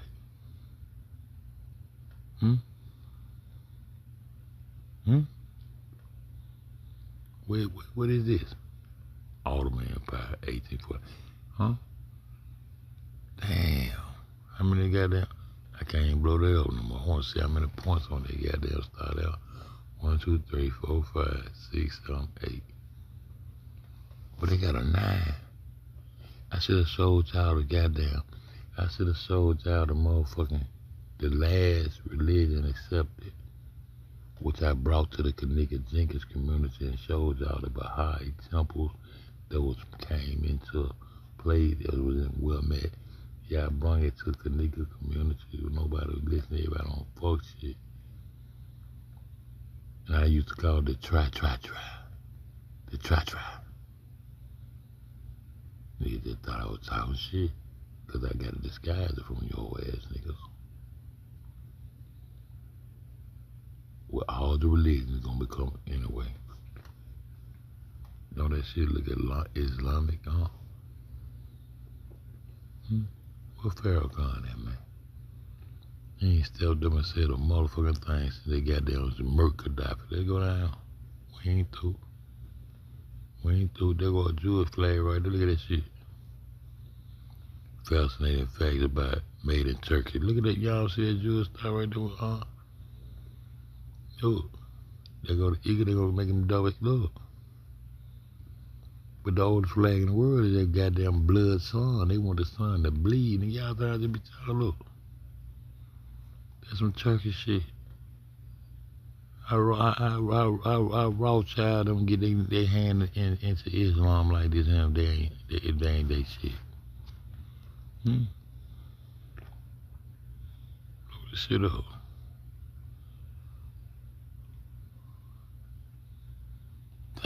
Okay, let's go. Let's keep going. I gotta go to big boom. Ultimate Belly. I want y'all to see that's the oldest one right there. Boom. Okay. three crescents. One of the three nations they represent. Because you got, you see Noah birth, Ham, Shem, and Jacob. So we know they ain't talking about Ham. They didn't knock the nigga off. So you got the Neanderthal, the Mongolian, and the Persian. And the Persian being the babies of the Neanderthal and the Mongolian. Eurasian. I'm tripping. All right. What it is, let's go to India, because they try to say Indian Sanskrit earlier, right? Even the man, the archaeologist that we just listened to, he was saying that they went to Sanskrit, which made India be older than goddamn Africa. That's what they try to do. Because they try to say, nigga ain't shit, nigga ain't got nothing, but the older shit is in the south and the west. Wait, let's go to India. Let's see what their old flag look like. Anybody know what that shit is on this flag? Somebody tell me what it is on this flag, man. Somebody let me know it. You see that right there? What is that?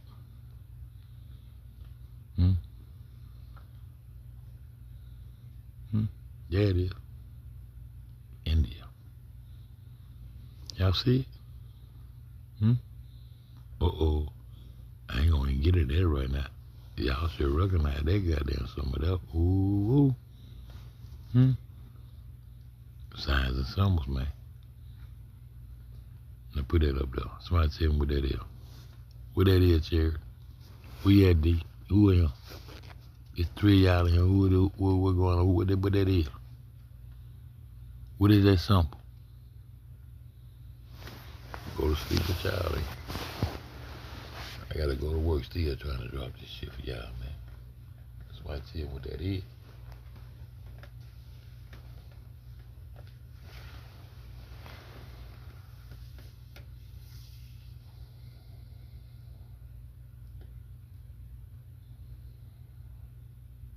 What it is? What is that symbol right there?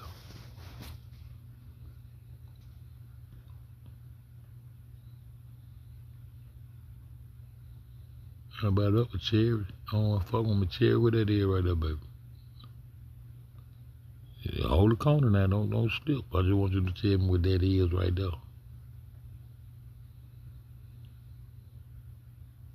And see, India is the farthest you can go east. But they got the far east up there. You stay with me now.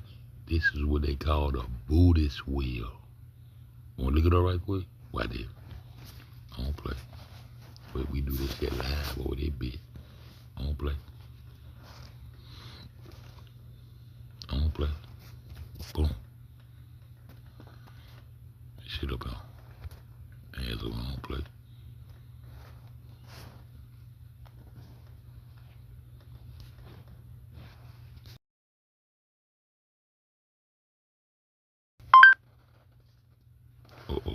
Dharma Chakra. According to the Metropolitan Museum of Art, Dharma Chakra, the Wheel of the Law, is the single most important symbol of Buddhism, denoting the Buddha's first sermon in the forest at Sarnath, where he set Buddhist law in motion. Could you hear that? Because I'm on live and I don't know if you can hear what Google response was. So I'm going to wait because I know it's a delay. So I'm going to wait for you to put an 8 in the chat, Charity, if you can hear what Google just said that was. I don't feel know all this shit, man. I see that black sign down there again. They keep showing it to you, but you want to get light. Oh, I can just hit this right here and see it out here. Hold on, let me see something.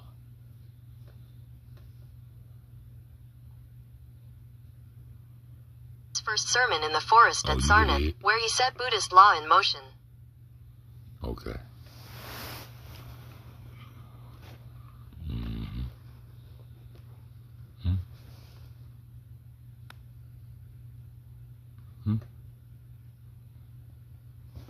Ain't none of this shit older than your shit, man.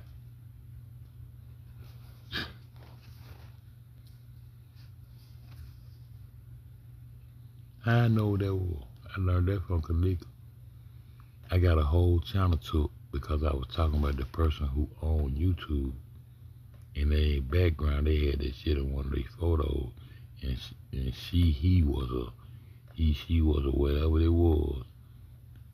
They got mad. Took my whole time. And they had that Buddhist weird in behind these photographs. I learned so much shit fucking with Kenneka Jenkins. That's where I learned it from. And that's when I went and found the Baha'i faith. The lad, man. All right. Let's go. Let's go. Let's go. Let's keep going.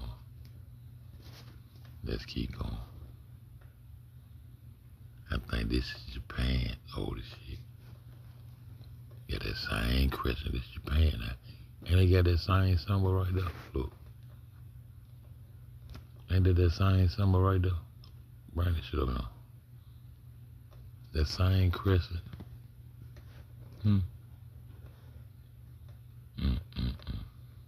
Japan run this motherfucker, y'all.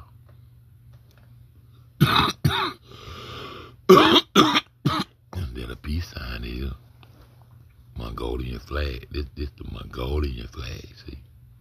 Ancient Mongolian flags.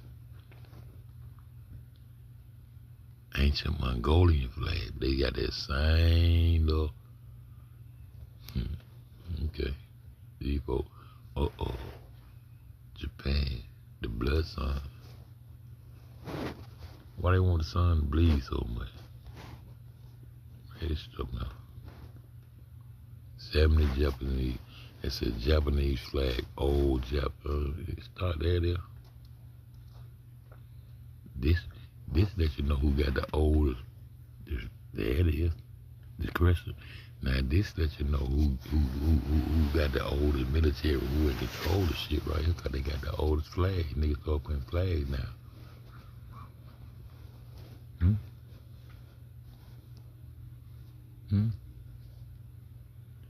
But who had the sun before these motherfuckers had the sun?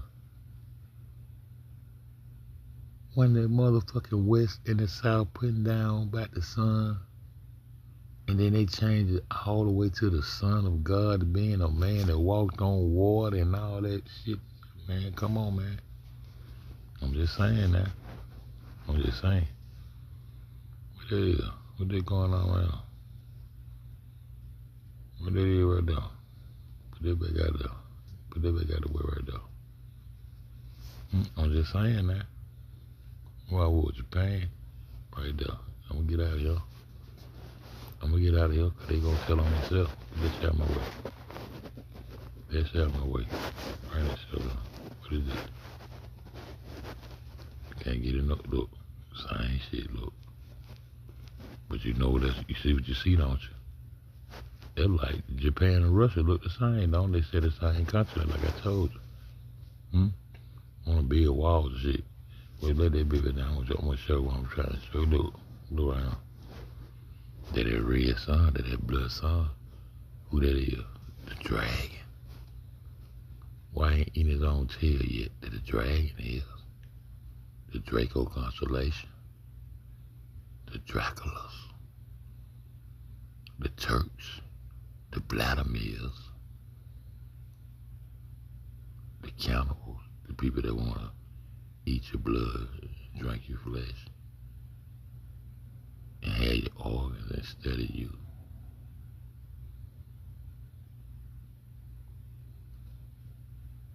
The Draco constellation came back in 2017, right before the Kenneka case.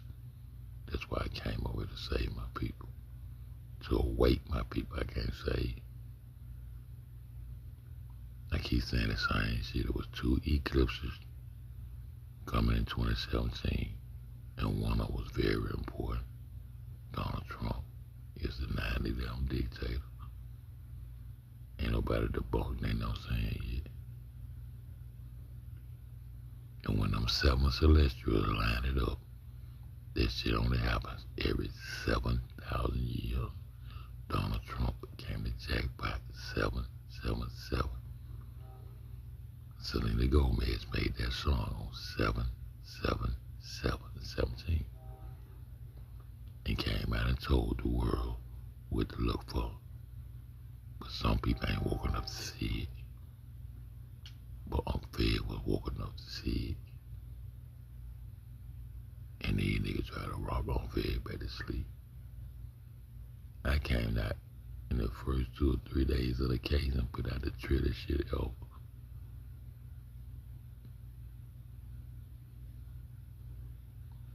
The Draco constellation, Draco. They in cahoots, y'all. Now let's go find what's some more. Let's go ahead and find. Hold on, what this is right now. Cause we got to go ahead and expose it. Boom. My God. Boom. Who crowned Germany? See, once they hit Germany and started getting back on their side, they turned back to the north. That's why Germany was battling against them, their own kind.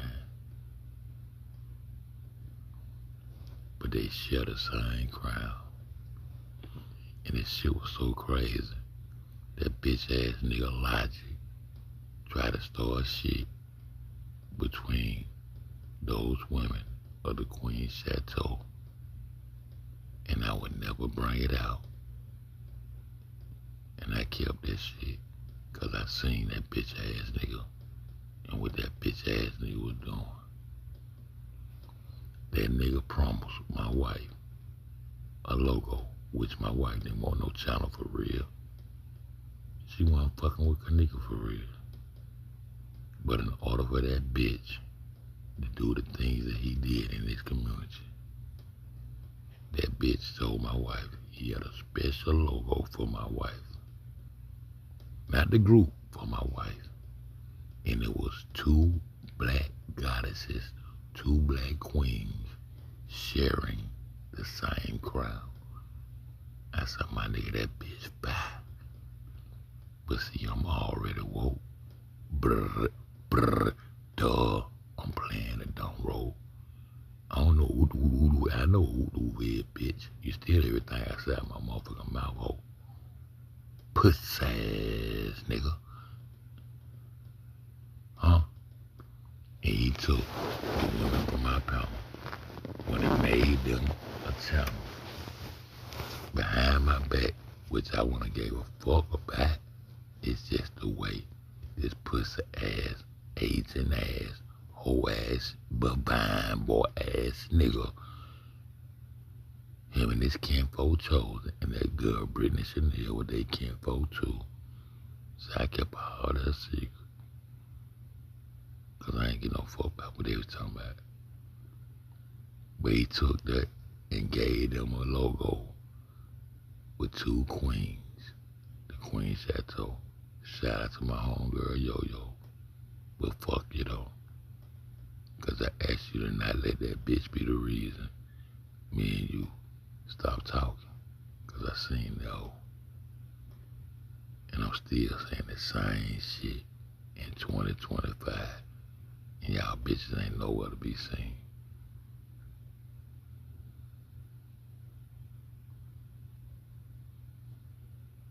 Gave you a logo, and you probably will never hear this video, but when you hear it, you gonna know I'm fed. Speaking of motherfucking truth. Your logo was 2 queens wearing the same crown. I said, that's fine, my nigga. I like that.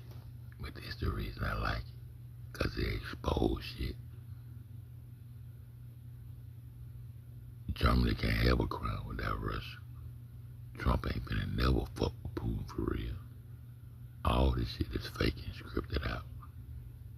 There it is, y'all. The old Russian flag. How? The old Russian flag. There it is, y'all.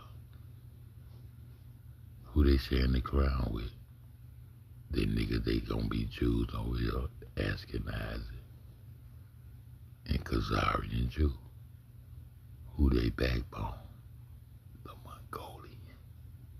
The Mongolian. The Mongolian. I had to show y'all that one.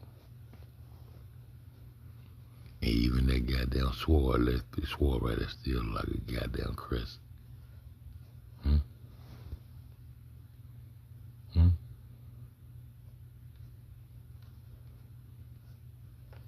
I show y'all that something all the time.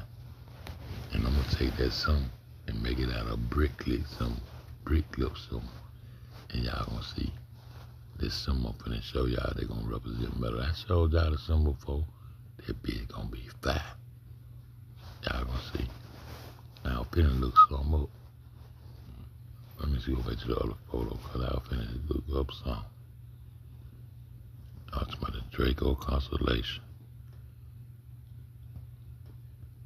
I was talking about the Draco Constellation. Now I'm finna look some up for y'all. I said I'm finna look some up. The Draco Constellation. Oh, I know what I was finna look up. Now, let's go do this live. See, can I find this shit live, man? I like to do shit on live. I like it booming on live. Yeah, I like that. So I like to do this shit.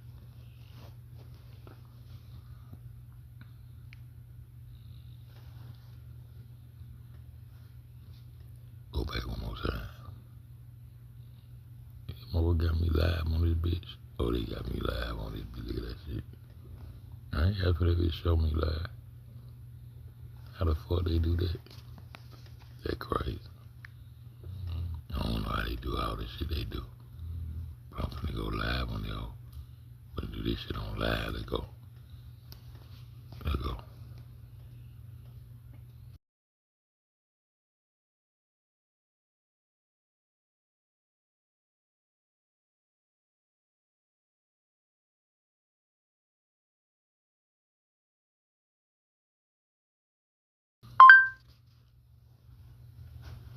The phrase the dragon gave the beast the power.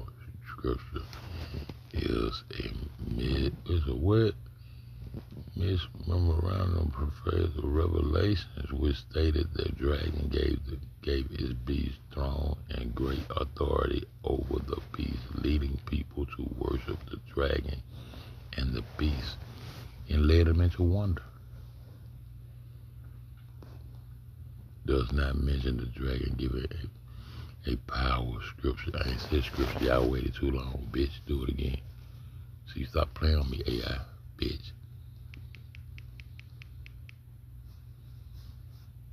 Bitch, stop playing with me. Stop playing with me, ho. In the book of Revelation from the Bible, it stated that the dragon gave the beast his power, his throne, and great authority.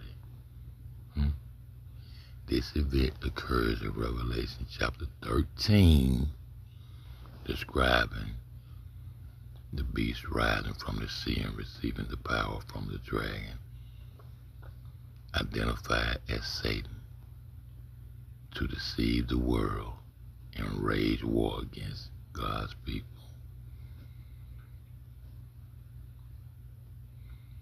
The dragon and the beast. The dragon represents Satan, grants the beast a figure. Yeah, the east gave the north the power. Yeah.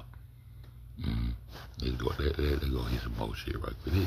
I'm just freestyling, but I got it get deep though.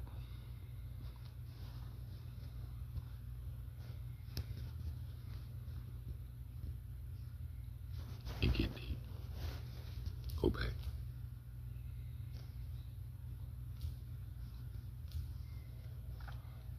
I'm gonna show y'all. These the masses. No, I don't need you doing that, AI, bitch. Fuck back, bitch. Bitch asshole.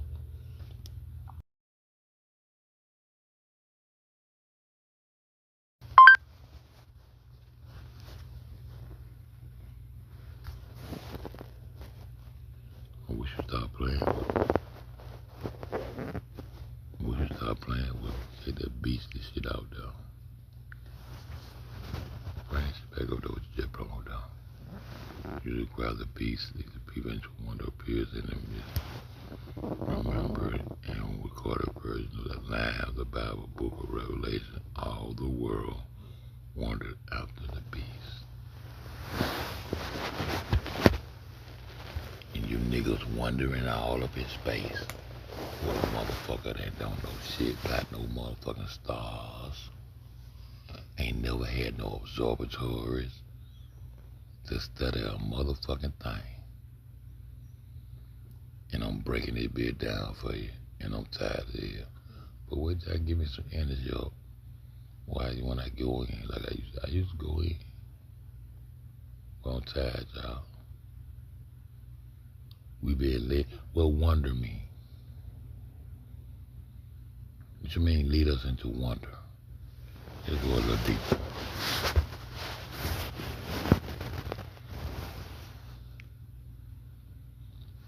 Let's go a little deeper.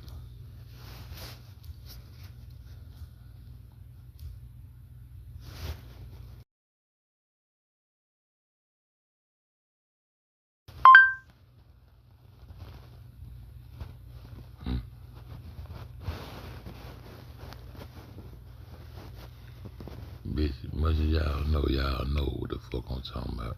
I wanna play. Let's go. The most common Latin words for wonder are the verb minor, to wonder at, to marvel, to be astonished, and the noun amarantio, wonder, astonishment, admiration, and it's somewhere I'm trying to go with this object of wonder, miracle.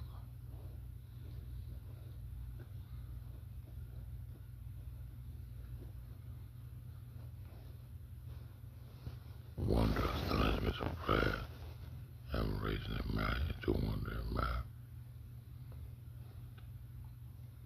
Greek. The Greek word for wonder depends on context. Often include for the miracle, marvel, or the verb to wonder. To marvel, another term. Prodigy or the supernatural wonder. I had to goddamn go through all my notes and shit, man.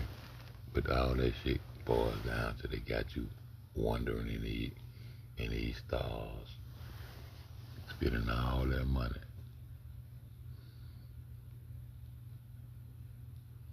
That's why I don't give a fuck about the Negro in the bed of the beach, y'all.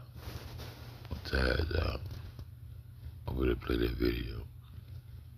But I got all this shit mapped out, man. I done studied these people, man. The same way they study us, I study their heads. And he led us into wonder, into them stars. Looking up over our head as we been usurped like a motherfucker. Real talk. I'm gonna go in one day. I'm gonna have the energy to go in one day. But I ain't got it right now. So go back and listen to these videos. Play some of these videos. I'm play some of these videos. I don't want to try nothing free. I don't want to do none of that bullshit. I want to go back to my shit without playing. I want y'all to stop playing on my mother channel, bitch. That's what the fuck I want. That's what the fuck I want y'all to do. Stop playing on me. Yo. What they got down video? Just had it up, little bitch. Stop playing on me. Stop playing on me. Stop playing on me. See? Whoa, man. Go right there. Go back and get that bitch. There you go. You would think that if they truly think that they found evidence of man pre-existing the dates that we take for granted right now, that they would want to be published, that they would want people to hear about this, that they would get their name up in lights, as it were, as making this remarkable discovery. Why is this so suppressed? Well, there are tremendous pressures for conformity within the scientific community. For example, for every academic post that opens up, every professorship that opens up in an American university, there are generally hundreds of applicants. And it does not help your reputation if you go reporting things that should not be reported. It could be very bad for one's reputation. And in our book, we document several cases of that. For example, Virginia Steen McIntyre. She's a geologist who I personally know. She lives in Colorado now. She went to Mexico in the 1970s, and she was a geologist with the U.S. Geological Survey. She dated a site there where some human artifacts had been found at 300,000 years. All her test results showed that that was the age of that site. But because that went against the dominant idea that human beings have only been in North America for 30,000 years, she said she was not able to get the report published. She was labeled a publicity seeker and a maverick in her community of scholars. And she said she eventually lost a professorship that she held at an American university because of this, and hasn't been able to work as a geologist since. Now, this is not the normal picture that we have of how science works, but unfortunately, these are the sorts of things that can happen, and these are the sorts of pressures that can be applied in order to keep a certain view intact. So what do people need to do now? They apparently, we need the public to open their minds up a little bit more to alternative ideas to what we've been taught. Well, I think one thing we need to do is develop a little bit more of a healthy skepticism towards pronouncements from spokespeople. So guests are. It happened by evolution. They disturbed. He has another theory. He didn't debunk the nigga been debunked already, man. As a matter of fact, that's what I'm gonna let that video up play. There you go. I'm gonna take a nap, y'all. I'm gonna take a nap. Welcome to the One Cell, One Light radio show with your host, Dr. Hildegard Stanninger, commonly known as Dr. Hildy. And today's show is going to be very interesting for our audience and our guest. Our title of our show is Ancient Genes, Omics, and Bioethnoticity, and my special guests are Aurora Saccarillo, Bioethnosystems Analyst here at Integrative Health Systems, Robert Tholander Jr., Molecular Biologist to cover the ancient genes, and international artist Rick DeBove, covering beyond the custom portals, the ancient art of the omics, and Michael Edward, who's going to cover with us our ancient hieroglyphic glyphs that were the languages of the omics.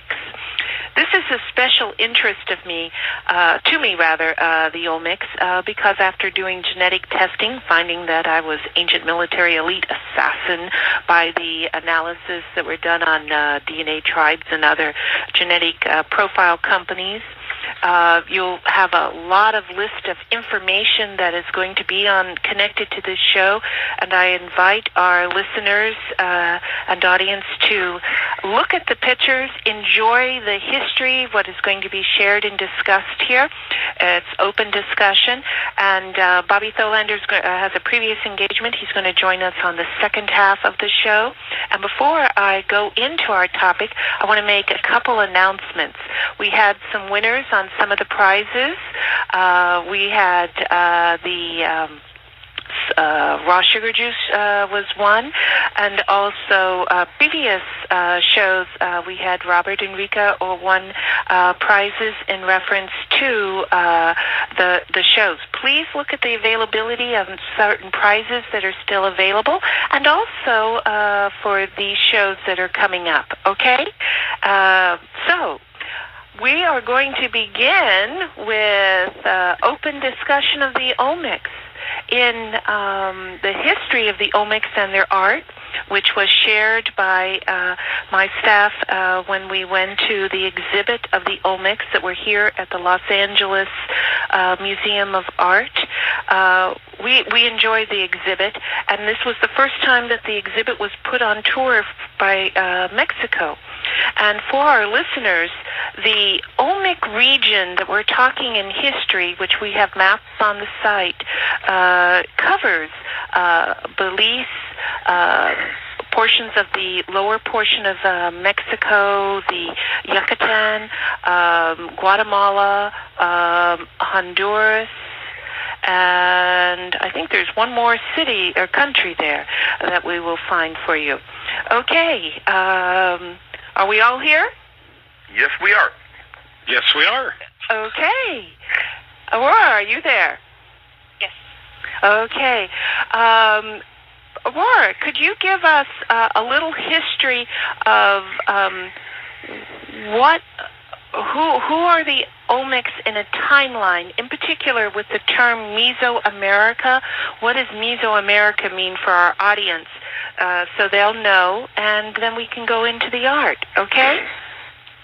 The Mesoamerican region had a lot of civilizations in it, and some 1500 BCE, before Common Era, the Olmecs were considered the first civilization of the Mesoamericans, and known for a lot of kind of firsts, in quotes, for civilizations. They were the people that created the zero for the calendar. It's even possible that they did a lot of bloodletting in their rituals. And the first people to mine and carve jade, which I know Rick has a lot of experience with the artwork for the Olmecs, so we can go into that. At that time period for our audience, when Aurora mentioned in 1500 BCE, before Christ, meaning this is approximately from current date 2011, 3,511 years ago. This meaning that this civilization, which was Mesoamerica, meaning the Americas, that is North America, Central America, and South America lined up. Mesoamerican being the first civilization on these continents. And from this beginning, which being the Olmecs the first, then it came from them the Tolmecs, the Aztec, the Mayans, the Incas, and so forth, into our other tribal nations that are known as the North American natives, and also the South American Native Americans.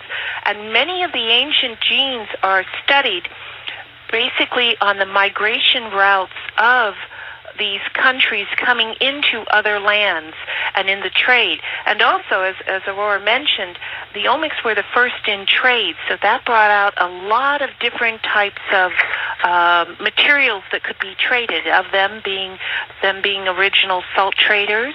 The first, their name means rubber, Olmec does, in their native tongue, and also that they were the first, as we bring out in the artwork of the Olmecs, that they traded in jade that also became a particular jade that had the green hues in it and the blue, which because it was a blend of lapis.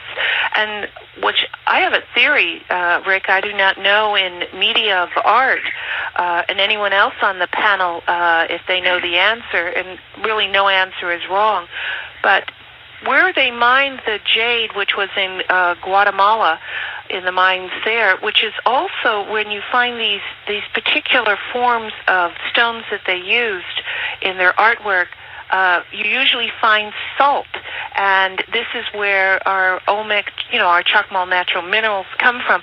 The thing is, I think it's very interesting how that they were among the first of anything, but they were notorious for being merchants. And then we'll go into the migration a little bit later in the show. But because of the tour that was done here in Los Angeles of the exhibits, and these exhibits are known throughout the world for a specific feature, wouldn't you say, Rick? Well, yeah, and a thought just dawned on me that, in these days, in our current world or in 20th century art, the artist was sort of, how shall I say it, very independent and works out of imagination and a kind of individual freedom. But, I started to think, what was the role of the artist in the Olmecs? What was the role? Was it, was it bigger than just expression? Right. How did it contribute? Because, Michael, during that time, they really didn't have a written language as we know it. They used symbols, glyphs. So their artwork may be also a symbolism not only of the beauty as we appreciate artwork, but of telling a story or telling some imagery of existence at that time. I believe there's also been a lot of debate about whether that was truly Olmec language in some of these glyphs and things like that.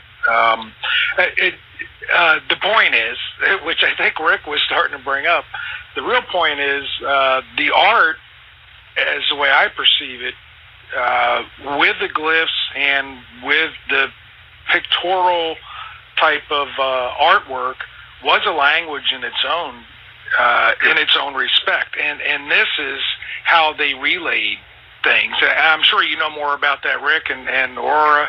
I'm sure you know it more than I do, but those are the things that I've seen where it was a difference compared to when you go over towards Babylon or Sumeria, and you see a different kind of way that it's expressed to bring itself into the alphabet that actually came from those ancient areas. But from what I'm seeing is they didn't come up with an alphabet, so to speak. It was much, much more pictorial in what the Hopi and a lot of North American indigenous have passed on to say that this was Turtle Island. Very pictorial with everything. Compared to other... That's a good point, Michael. Yeah, very pictorial. Pictures said 1,000 words to them. Yeah, one picture is worth 1,000 words. Yeah. I'm great at getting it mixed up. Yeah, and audience, as we get into this, I want to. I always get excited on these shows and interrupt my guests, and I apologize for that. But if you can imagine in your mind of seeing North America with where South America connects to it and breaking it off, that is like when you look at the upper end, it's like a turtle, and that's what they called Turtle Island in Native American history and lore. The thing is that in each one of these stories, there is a story of migration, whether it's from the stars, whether it's from the lands, or other civilizations. Basing on human civilization, yes, we know that it can go back 6,000 years to the Sumerians, and Aurora, you correct me on the timelines, or there's another pre-race before the Sumerians, as Michael Brent mentioned, the Babylonians, 4,000, 3,000 years ago for the Egyptians, etc. Where we are with the civilizations, as even comparing to ancient China civilizations, the Han lines and the Tartars and the 7 tribes of the Mongolians, etc., because of the Bering Straits where they walked over the Bering Sea, at the polar cap. The thing is, a lot of the top trade, or I would say best sea captains, and that were of the Japanese, Chinese, etc., meaning on the Asian sides, coming to the west coast of the Americas. And the Olmecs were known in trading with Chinese, which I think is very interesting, because if you look at their artwork, even like the wrestler that they have, some of the features of the art are a slender build person, a person that has, I'm going to call it almond eyes, more Asian features versus African features, versus on the the East Coast of the Americas, there was, and I know, Michael, you have a show coming up in the future in reference to Alexander the Great and all of, I'm going to call it Egyptian and that, coming to the Americas. In other words, and Rick brought this out to me from last week when we aired a different show that, or 2 weeks ago, in reference to the Americas were, because of the raw materials and everything, were like the international trade routes of commerce as compared to the world. The Buddhist monks that would come over on the Chinese boats over to the Americas were among the first, even in Fusang, in 499 BC, AD. That's 500 years into after Christ. That they documented different civilizations that occurred, like the Aztecs, etc. This way, and told those stories back to their lands, because they would come and migrate and spread their own word within, for a number of decades, like 30 years, and then go back home to the homeland. So there's a lot of history, but I think a lot of things that are going to be revealed as we get further into this topic. Which indicates that there was a whole history of America that goes way back, long before the so-called discovery of Columbus. Right. And what was the country that, quote-unquote, we know that Italy and Europe, etc., this were very popular in the game soccer, but was it, I'm talking only from the European side, not from the Olmec side on the Americas. Aurora, do you know if it was the Greeks or anyone playing with a, like a soccer game? There was beg pardon? The predates the Olmecs? Well, yes, because the Olmecs were basically, say it's 3,511 years ago, and they had not only the blood rituals, but they played the game just as the other games. Like the Mayan civilizations and everything is similar to like basketball. It's a very, very primitive, different version, but it's a very different kind of game. So they kind of invented a game like, that's what I'm saying. They're the ones that were the first to invent a game similar to basketball. So. Yeah, but they would run like soccer and hit the ball. And the ball... Yeah, they would kick the ball into the hoop. That's what I'm saying. Like, the hoop is above, so it's similar to both soccer and basketball. It's like a combination, but they were the first ones to do a game like that. So it's always reference to it being a game that derives from that area. Aurora, I have a question for you, or just to throw this comment out. I've heard about people who have even backdated the Olmecs further to more like 3000 BC. Have you read anything about that? As far as Mesoamerica? Yeah. I don't know. I'm not an expert of Mesoamerican history at all. No, I'm not either. I just read, that people have suggested, and based on what evidence, I don't know, but I'm sorry. No, they're they're backdating it even further. Yeah, as technology grows and as we uncover more about the civilizations and we notice different similarities in, let's say, the hieroglyphs or anything of a different culture, we're noticing that they do, in fact, predate from our original thought. Mm-hmm. Yeah. So it even goes into the pyramids that they've found underwater in Japan, that if they discover that they are in fact man-made, they predate the Egyptian pyramids by 5,000 years, which is a huge deal. So, it's dealing with something like as science goes on and as we find out more and uncover more, we do find, but as far as I know, I haven't said anything.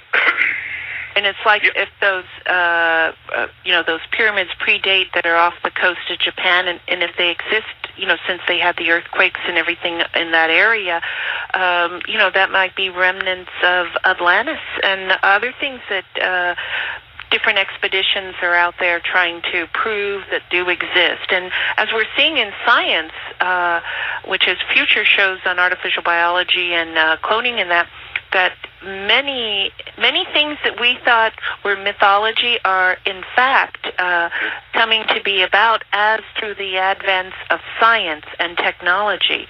And the thing is that with each one of the omics being so old in America, and even if they were predated by another first, I find it very interesting. There is a omics were very notorious for this too, which I think is very interesting, is they would bet on anything. They had, I'm going to call it the gambling gene, and there's an advertisement on TV, and Rick and I have discussed this in the past. This is a little sidebar, audience, that this medication that you take will, for restless leg syndrome, will cause you to gamble. But it's not gambling as just betting, and going and getting a lottery ticket. It's usually gambling $100,000 or more, okay? Isn't that interesting? And I always teased Rick. I said, I would love to study these people to see, or enter into that pharmaceutical company into negotiation, and to study to see if they had the ancient omic gene, because maybe that was just trying to express itself. Well, maybe in Las Vegas they started putting it in a food in Vegas, hoping that the casino do better. With gene therapy and nano delivery systems, anything goes, Michael, as we know. Yep. We can change our genes, or it's like we have the current debate here. If you're in, you are Dr. Hildy, and if Dr. Hildy puts a blanket over herself, is she still Dr. Hildy? Because the new gene just covered her up, which is the blanket. So, is it still there? Yes. My theory is, and hypothesis is, that it is still there because it will always be covered or expressed. It's just a matter of the ancient evolutionary proteins that have to be expressed, and where are proteins kept? On the cell membrane. And the more pollution that we get exposed to, the more cover up there is. So in other words, you can cover it up, but you can't hide it forever. You can't hide it forever. Once that light just sparks out there, it's going to come right out, Yeah. Go ahead. I'd like to interject this thing here, Dr. Hildy. Yes. Which is, but as you know, our friend Dr. Joseph Farrell, who's written so many wonderful books, I first emailed him, it was almost coming up on 4 years ago, after I read The Cosmic War, in which he talks about giants and all the legends, even in the Bible, about giants on the earth. And I suggest, and this is how I met him, through this first email, and I suggested, those Olmec heads, the big ones, about 6 foot tall. I said, maybe they're not just the imagination of primitive people. Maybe they're realistic depictions, and if you scale them up, you're going to get a 35-foot human creature. And I think you touched on this a little bit before, that it's not, just primitive people with, wild imaginations. Maybe they're telling real stories. Right. Well, I think they are. And that they're proportional. And at the same time, as Rick pointed out, if you look at the picture of the Olmec colossal head, that was like the head itself was almost 7 or 8 feet length, with approximately 4 feet wide. Okay, and if we just look at the cranial features, meaning these colossal heads were also exhibited with always having a hard hat on them. Like kind of a helmet, like a primitive football helmet. Wow. That way. Also, they always bring out that it had more African features, etc. But if you look at the African race and you look at how the migrations that were occurring, not only from Africa, but also from the Aboriginals over in Australia. And then you have the New Guinea, you have the Fiji, the Samoan, the Hawaiians, etc. All of these Polynesia or Pacific Rim nations with their lineages and everything. You got to remember that if you were a good sea captain, had good compass and good crew, you could sail around anywhere as long as you had enough food and water on those ships, or knew where to dock to get supplies. And there could be a lot of migration that way. But what is the interesting feature, not only in these colossal heads, bringing back just on the topic of giants as brought out in the artwork, as Rick brought out, and also referencing Dr. Farrell's wonderful work in Genes, Giants, and Monsters and Man. The thing is that giants, and that reference was referenced in Babylonian times and throughout, I'm going to call it the Mediterranean, the Cyclops, etc., this way, meaning giants, okay, over that way. Over here, this, and correct me if I'm wrong, this apparently for Mesoamerica is the first of, I'm going to call it giant, but looking at the squarish of the heads, okay, there's a whole other concept that can occur from the genetic side where migration of, I'm going to call it giants, okay, over the Arctic Circle, etc., this way. In the dwarf sides of Greenland and that which was on the north side was the Skraeling, S-K-R-A-E-L-I-N-G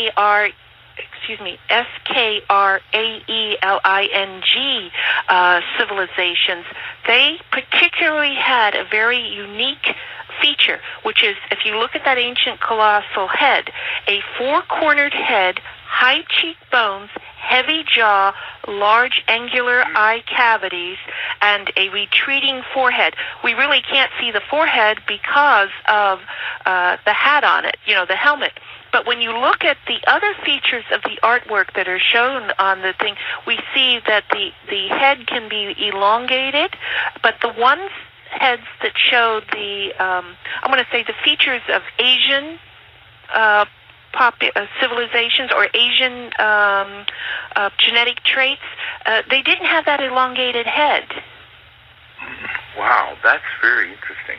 Yeah, and also in this, and this was done with Fusang, that he brought out in his writings that were done in a beautiful book that is called I got it right here, Fusang, or the Discovery of America, being that the Chinese discovered America as our Mesoamericans are living here, that it brought out that the colors that were used in the dyes of the Peruvian tribals, which goes into, if you want to call it the color categories, which are stationary, the yellow, the red, the blue, the green, etc., this way, also matched the vocabulary as to how that civilization was addressing itself in its, I'm going to call it mankind to spirituality relationship, which I find very interesting that this is brought out, because the basic colors being like the colors of your chakra. Hildy, as you mentioned that, which was so interesting, I will give you my immediate intuitive reactions as I've seen the giant Olmec heads. Is at first you say it's African, but then there's something else in there that is not African. In other words, it's some kind of really peculiar kind of face. I don't know if that, Right, and that's what I'm trying to say. It's a peculiar face, and we could look at maybe the giants were the guardians over here, if that was to depict, an actual proportional sized entity, meaning person or giant. Okay. Now, if I go ahead. Interject, I do apologize. I know we briefly touched on the subject of the helmet on the Olmec head.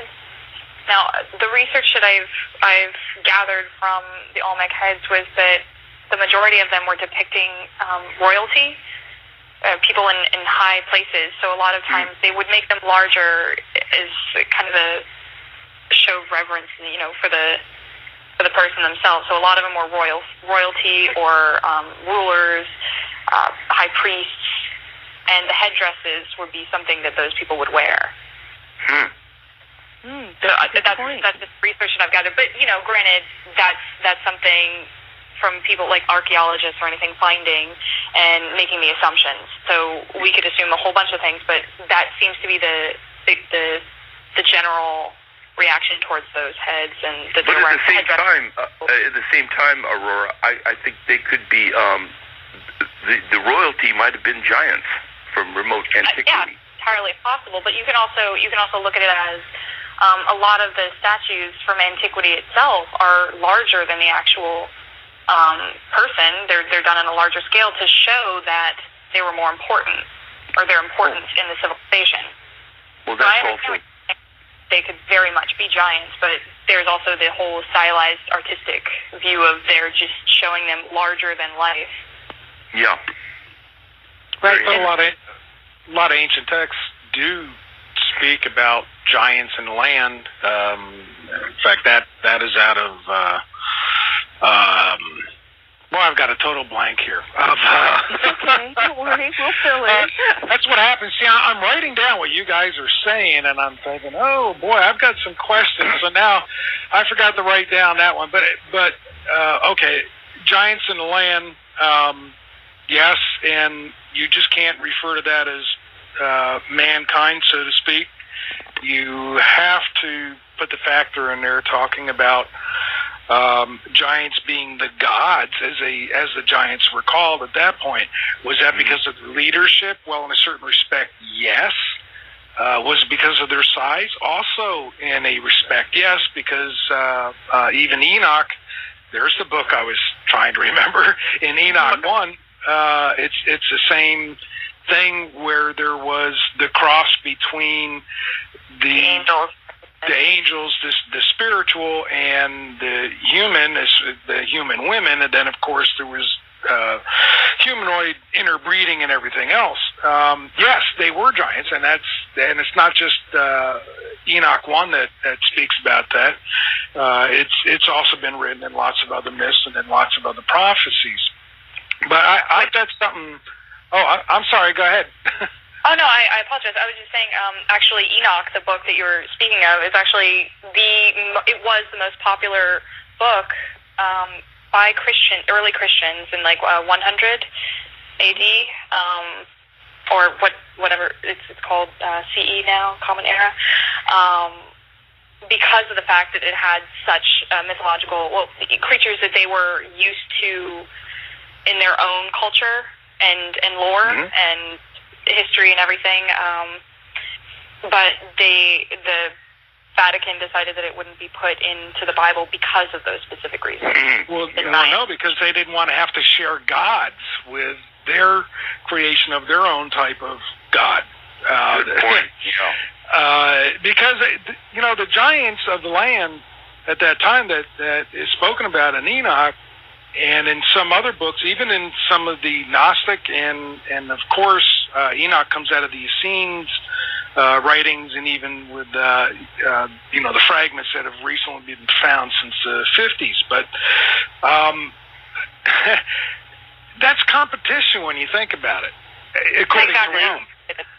Right, and you can't speak about gods because there's this push that there's only one God. Well, yes, there is only he, she, mother, father, let's say creator God, but it was very plain in a lot of the books, and especially Enoch, exactly that these beings, they were not man, they were not angelic, they were a combination. They were considered gods even in Babylon, and even in Samaria, in what became Persia, they were considered gods of the earth because of their stature, their size, and such. So perhaps with the Olmec, interesting, that could be some of the tie with them of their statues and these figures of the faces and the heads and everything being so large and such large scale, as you all said before.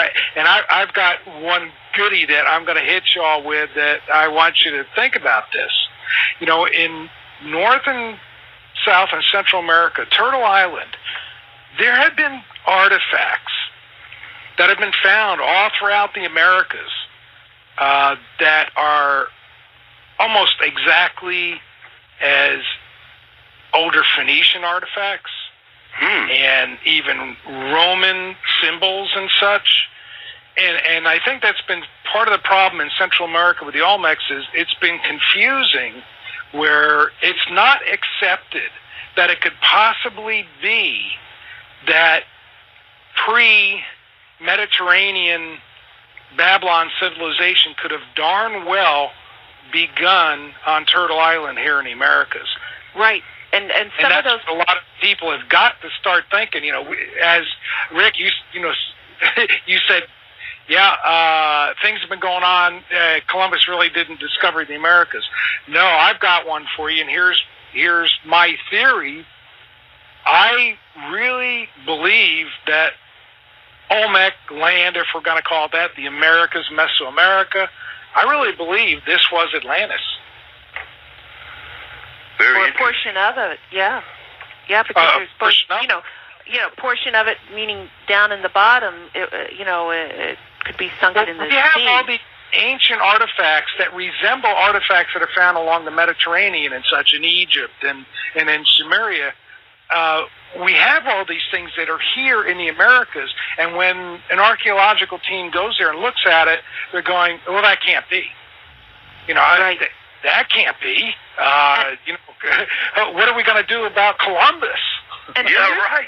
Right, and there's parts of Peru, and I'm going to call it Argentina, the eastern coast of South America, where you can trace bloodlines, meaning, several thousand years back, meaning over 2,500 Phoenician, Iranian, etc., because those civilizations' names keep changing. It's like what was studied in reference to the Assyrian and the Scythian.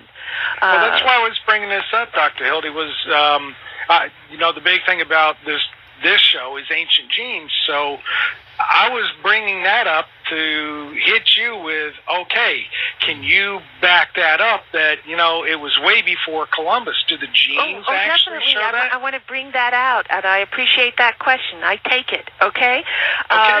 In a recent article that was done on August 26, 2011, meaning very recently, there is a Dr. Shasa Lessin, Lessin, who's at the College of Anthropology at UCLA, who did a paper on the princess DNA holds the longevity key. The concept being, or the thought being, that in the book that was done by Sitchin in 2010, there were giants upon the earth on page 162. Enki, E-N-K-I, initially withheld genes affecting longevity. Okay? This is the statement quoted out of the book. They have found that the Nabirian Homo sapiens that was on the earth 450,000 years ago, and with his sister Neman and their son in South Africa, meaning these are names, audience, of different archaeological finds. When they find a rune or a Homo sapiens, they gave it a name, okay? That these Homo erectus, meaning standing up straight Homo sapiens, were 300,000 years ago, and they were used in the slave mining. The thing is that they had 223 genes on this particular genome of Homo erectus, and the genome of Homo erectus did not match the other genes except for the portion of the longevity, which they are trying, meaning in her article, brings out that if they were able, if anyone was allowed to go into the British Museum where these ancient, I'm going to say these archaeological finds are for Homo sapiens and Homo erectus, they could match to what Sechenitsin matched and show that the ones that had the longevity had the inherited the short stature and also the demigod hybrid. Thus, in her paper, which I recognize, it brought out that possibly environmental factors. Everybody's looking at the changing of the genes as relation to bacteria, fungus, viruses, and all that type of stuff. In reality, you should also look at what was being done to the races to poison those races, and also what was, not races, but these civilizations, and what was also their exposure, okay? Example being the Olmecs and being the first to express and make rubber, their exposure. But in any of this, it's the leading thought that through the study of the mitochondria of the DNA, which would show the female side versus the other side being regular DNA versus not mitochondrial DNA, would show the link from the father side versus the mother side on the mitochondria, and prove that this wild humanoids or group were totally distinct from the giants, totally distinct from the other Neanderthals. Now, in the Neanderthal study, which was done just recently on the same day in San Francisco, a research team was an article written by David Perlman on the 26th, same day. They were looking at the Neanderthals, which were, again, 300,000 years old, and that what they were studying on their genomes, in particular the Denisovians, Denisovans, which was the contemporary Neanderthal, that they matched more of the New Guinea, the Fiji, etc. scores for their genome, but did not match directly Homo sapiens. That means that then it was a total different gene pool, okay, if that's true.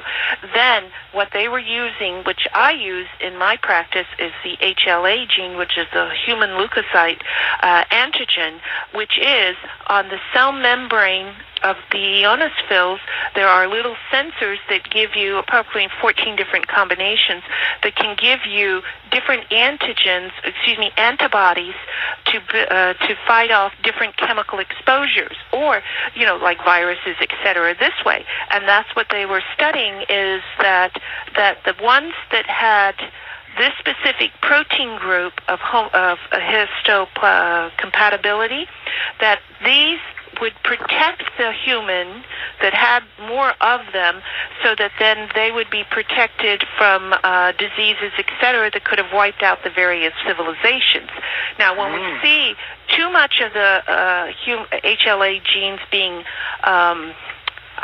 overstimulated. They use this also for, transplant, tissue rejection, etc. studies. What we found is that you become chemical sensitive until you clean it off.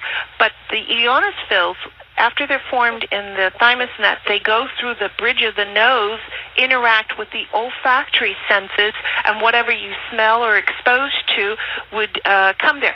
But audience, what is, if we have a Neanderthal and we have, different races, different genetic pools, what would be the first antigen beyond a snake bite or a dinosaur? Would be smoke. The invent of fire. That is the first antigen that ever any human being or anyone was exposed to that would come out, the carbon. Wow. That's interesting.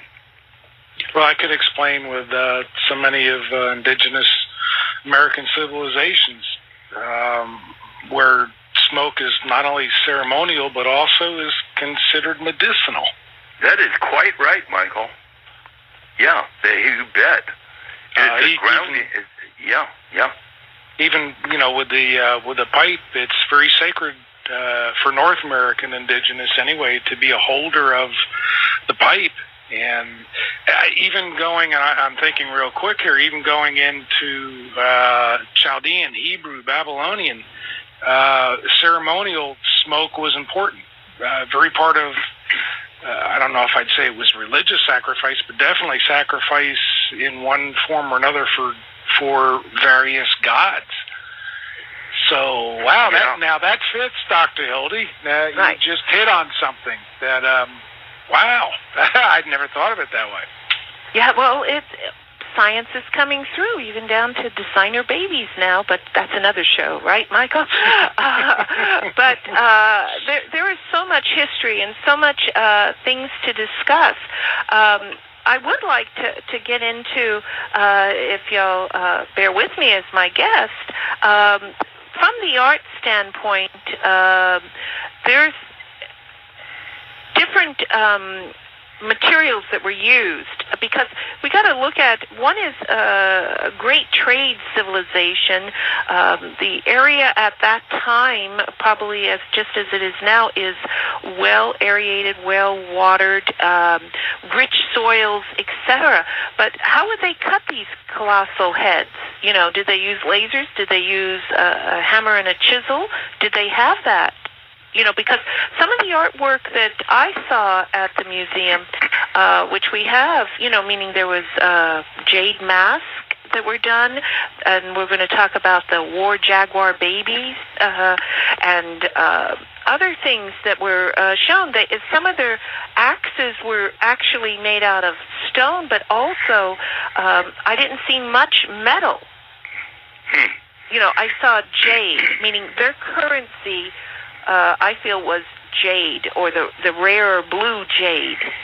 Well, I also would add in, Dr. Hildy, that you wonder, I mean, if beyond trade, you wonder if they considered the energetic nature of the materials that these pieces were carved out of, as in, you know, in a related subject, the crystal skulls.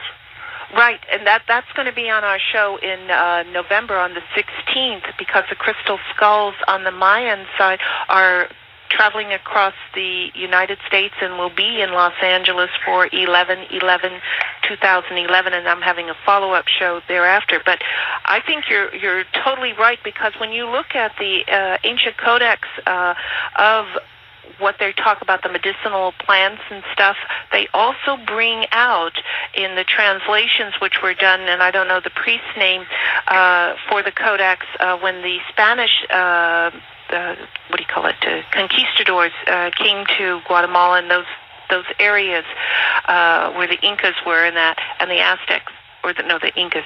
The thing is that they brought out that there was specific balls, like, I'm going to say like the size of a penny or a dime, that were carved, that they would use or put on their body for healing purposes. Whoa, yeah. Even in the sacred temples, which were the jaguar temples, which they had kept, I think they kept real jaguar in there, you know, like a real animal.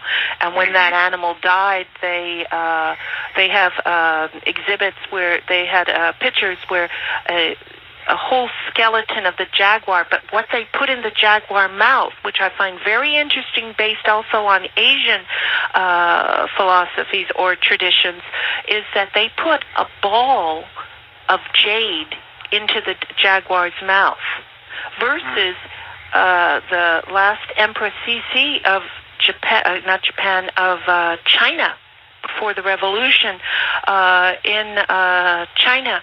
She had a black pearl put in her mouth. It was custom to put the rarest pearls in their mouth. Well, yeah, there's some research done that they were saying that they put the jade in the mouth of the dead as money, as a sign of the renewal of life. Right, just as like in Roman times, you would put 2 coins over the eyes to pay. That was more of like those payment to get across. It was kind of like the renewal of life, because they kind of considered this the blue-green colors of the stone as life itself, like, because it reminded them of like the water and the sky and their vegetation, the colors of it. So it was kind of a symbol of life. And they also considered it, like you were saying before, that it had medicinal properties. They considered it particularly good for the spleen, liver, and kidney. So when the Spanish came, they were very interested in it for trading, and that's kind of how it got its name, because it was kind of a play on the words of it meaning lionstone in Spanish. Right, and also when the Spaniards came, for trade and conquering and etc. in those times, they also were well knowledgeable of, I'm going to call it that international trading from Chinese, Japanese, different trade routes and everything, because that was really when the time of whoever was trading on the west coast of these lands then would also hear about who was trading on the east coast, whether it was for battles or anything, but it was quite interesting. And also, as you mentioned, Rick, many of their artwork having the pictures with, whether it's a bird, it's a face, or any of those, like an amulet, they would use for, I'm going to say, more power. Example, like when we have seen the work of crystal studies, crystallography of Dr. Emoto, that when you write certain words on it, the crystal lattice of that water molecule, when it's frozen, changes. It gets not in a perfect hexagon or not in a perfect crystalline shape. It gets distorted. And this may be another situation, with on the medicinal and the healing aspects, especially the energy in many stones. Especially, they used a lot of magnetite, which had a magnetic nature to it, due to the composition of its metal alloys within it. Yeah, well, interestingly, and Joseph P. Farrell, in his books, his trilogy about the Giza Death Star, about the Great Pyramid in Egypt, talks about that the thing is largely a crystalline structure, meaning limestone, which has a crystalline structure, and the other material, the more polished stone. And when it is compressed, it creates electricity. So, right, which can be used as for many purposes that at that time, I would imagine.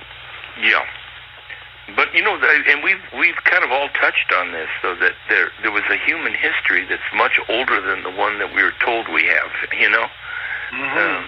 And I think that would include the continent we live on. Yeah, we just might be the continent that brought the knowledge to the Greeks, and they spoke about this great land of Atlantis. And it's not really all that far out to think of it that way. And I'll give you an example to back that up even further. In all of the Americas, so many indigenous civilizations speak in their prophecies and in their myths and in their lore, their true history that's been handed down generation to generation, and even written in their pictorial glyphs and such. They speak of what many of them, if you translate it, they speak about the pale prophet. And what's so odd, this was the peacemaker. But he was pale. He was paled skin compared to them. Some even say, light colored hair, blonde type hair. Why is it that within all the Americas, so many indigenous people have the same myth, if you want to call it that, but definitely a prophecy? They have that about this pale prophet who brought peace to them to stop them from warring and things like that. And all of them will tell you that was about 2,000 years ago. Very interesting. Right. And I've read books where, it mentions the children, too, coming out because, let's put it this way, not too many people wanted to stay in Jerusalem or anything after those times because there was a lot of battles and, you had to get out of Dodge, as to say. Well, could it be that this pale prophet was everywhere at about the same time? Yes, that's that's an excellent point. It's as if, and I think a friend of ours, Harry, had mentioned this to me when he and I were speaking. He believes that time, the element of time, stopped about 2,000 years ago during this appearance of the Pale Prophet or Christos or whatever name you're going to put, whether you're talking about Son of God or the peacemaker who came and stopped the wars among those who were living in South America, what we call South America now. Perhaps time did stop, or perhaps because there was a spiritual aspect with that he really, this peacemaker was seen everywhere at the same time. My point with all this is history overall tells us that America was discovered, not too many centuries ago. The reality of the prophets from different civilizations say that that's not true. In fact, it's beginning to show more and more that it's a total lie from Christopher Columbus on about, him discovering Mesoamerica. It's a total lie because the artifacts don't agree with that.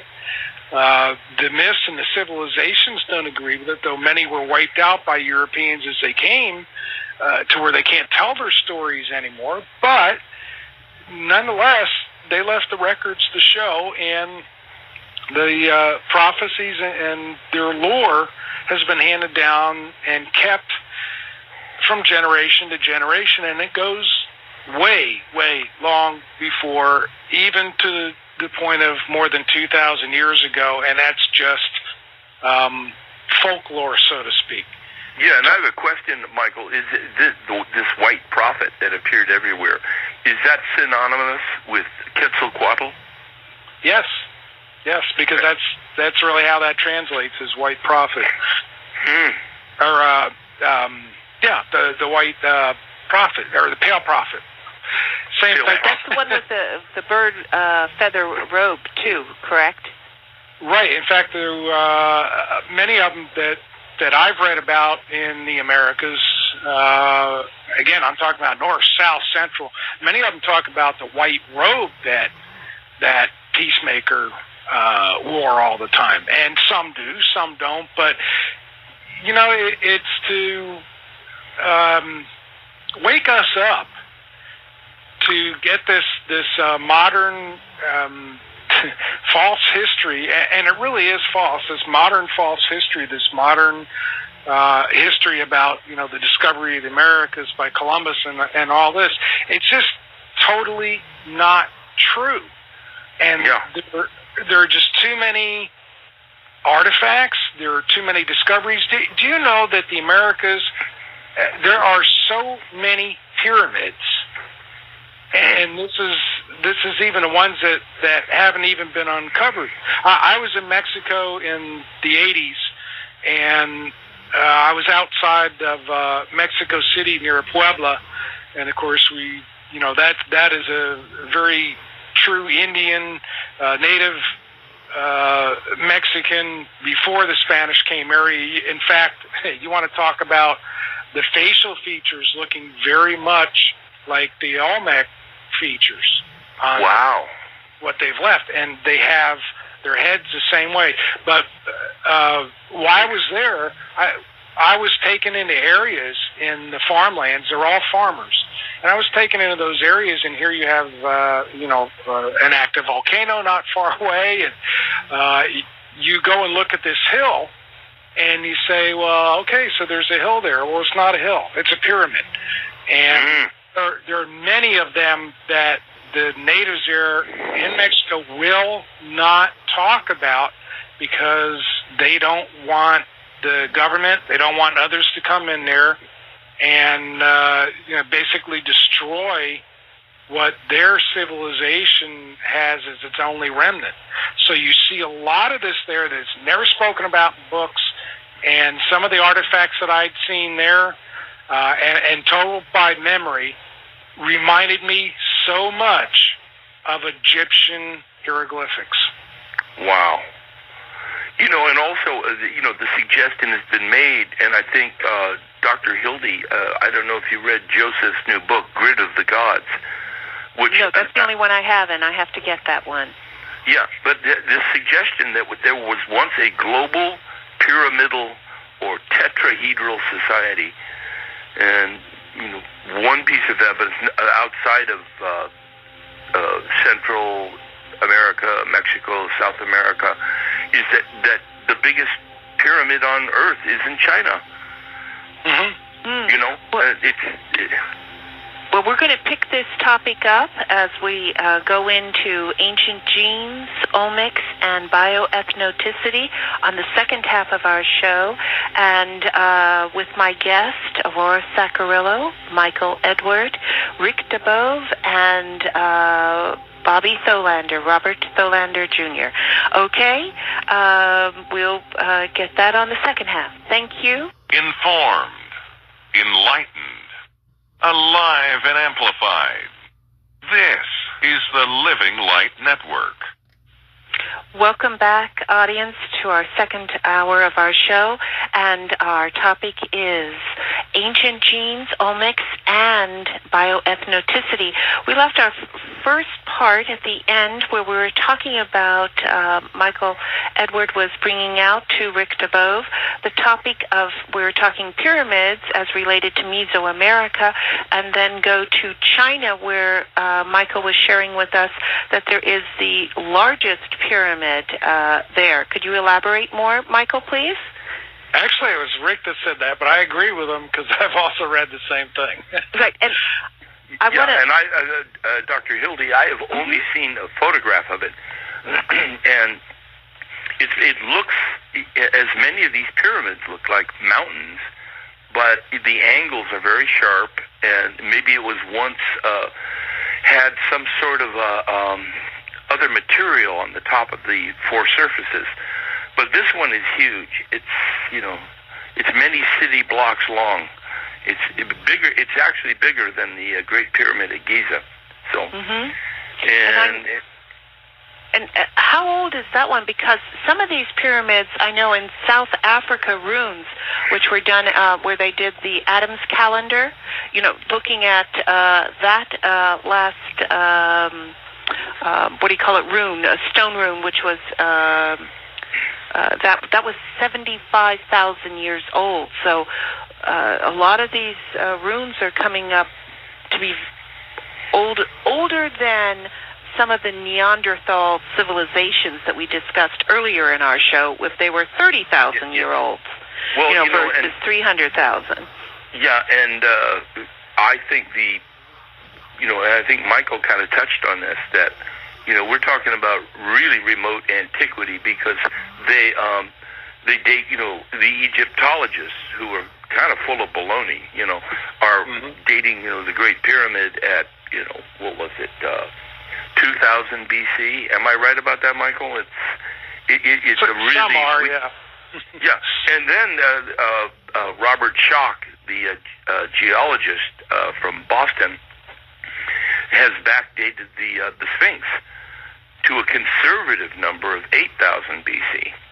And as I understand, he was brought over there to look at it, and he saw the water erosion within the pit that the Sphinx sits. And his first comment, just right off the top of his head, he said 100,000 years old. But he had to, make his estimate conservative because he's an academic and he, has a career and, Well, that's the problem with the pyramids that do exist in the Americas. The academics, the textbook says that America shouldn't have those pyramids. America shouldn't have the artifacts that are being found. We shouldn't have the bones that are being found here. We shouldn't have the skeletons of 9-foot-tall people that have also been found in Europe and actually all throughout the world. We're not supposed to have that in the Americas. See, according to modern history, it's been rewritten. Those things don't exist. But the problem is they really do. And the pyramids do exist. The conquistadors especially had the natives, those in Central America, whether it's Guatemala or what we call Mexico now, they had all the locals when they came in and conquered them, wherever they would find their smaller pyramids, they would make mountains out of them. They would have to bring the dirt. Now, I've been to 3 of those, so I know exactly what I'm talking about by seeing them myself. And then they would build a church on the top of that to sanctify it. And this is where a lot of churches in Guatemala and Mexico, especially, churches are on the top of what looks like a hill. Don't dig down 20 foot. You might not like what you see. Wow. That I didn't know about. That is fascinating. Covering up the evidence. Absolutely. And it was, to take the dirt, cover up the evidence. So many pyramids have been discovered in Mexico where they went to go build a road, and all of a sudden they're getting perfectly squared pieces of rock that are building blocks. So when they, go in there a little bit more, then they find out, oh my gosh, it's a pyramid.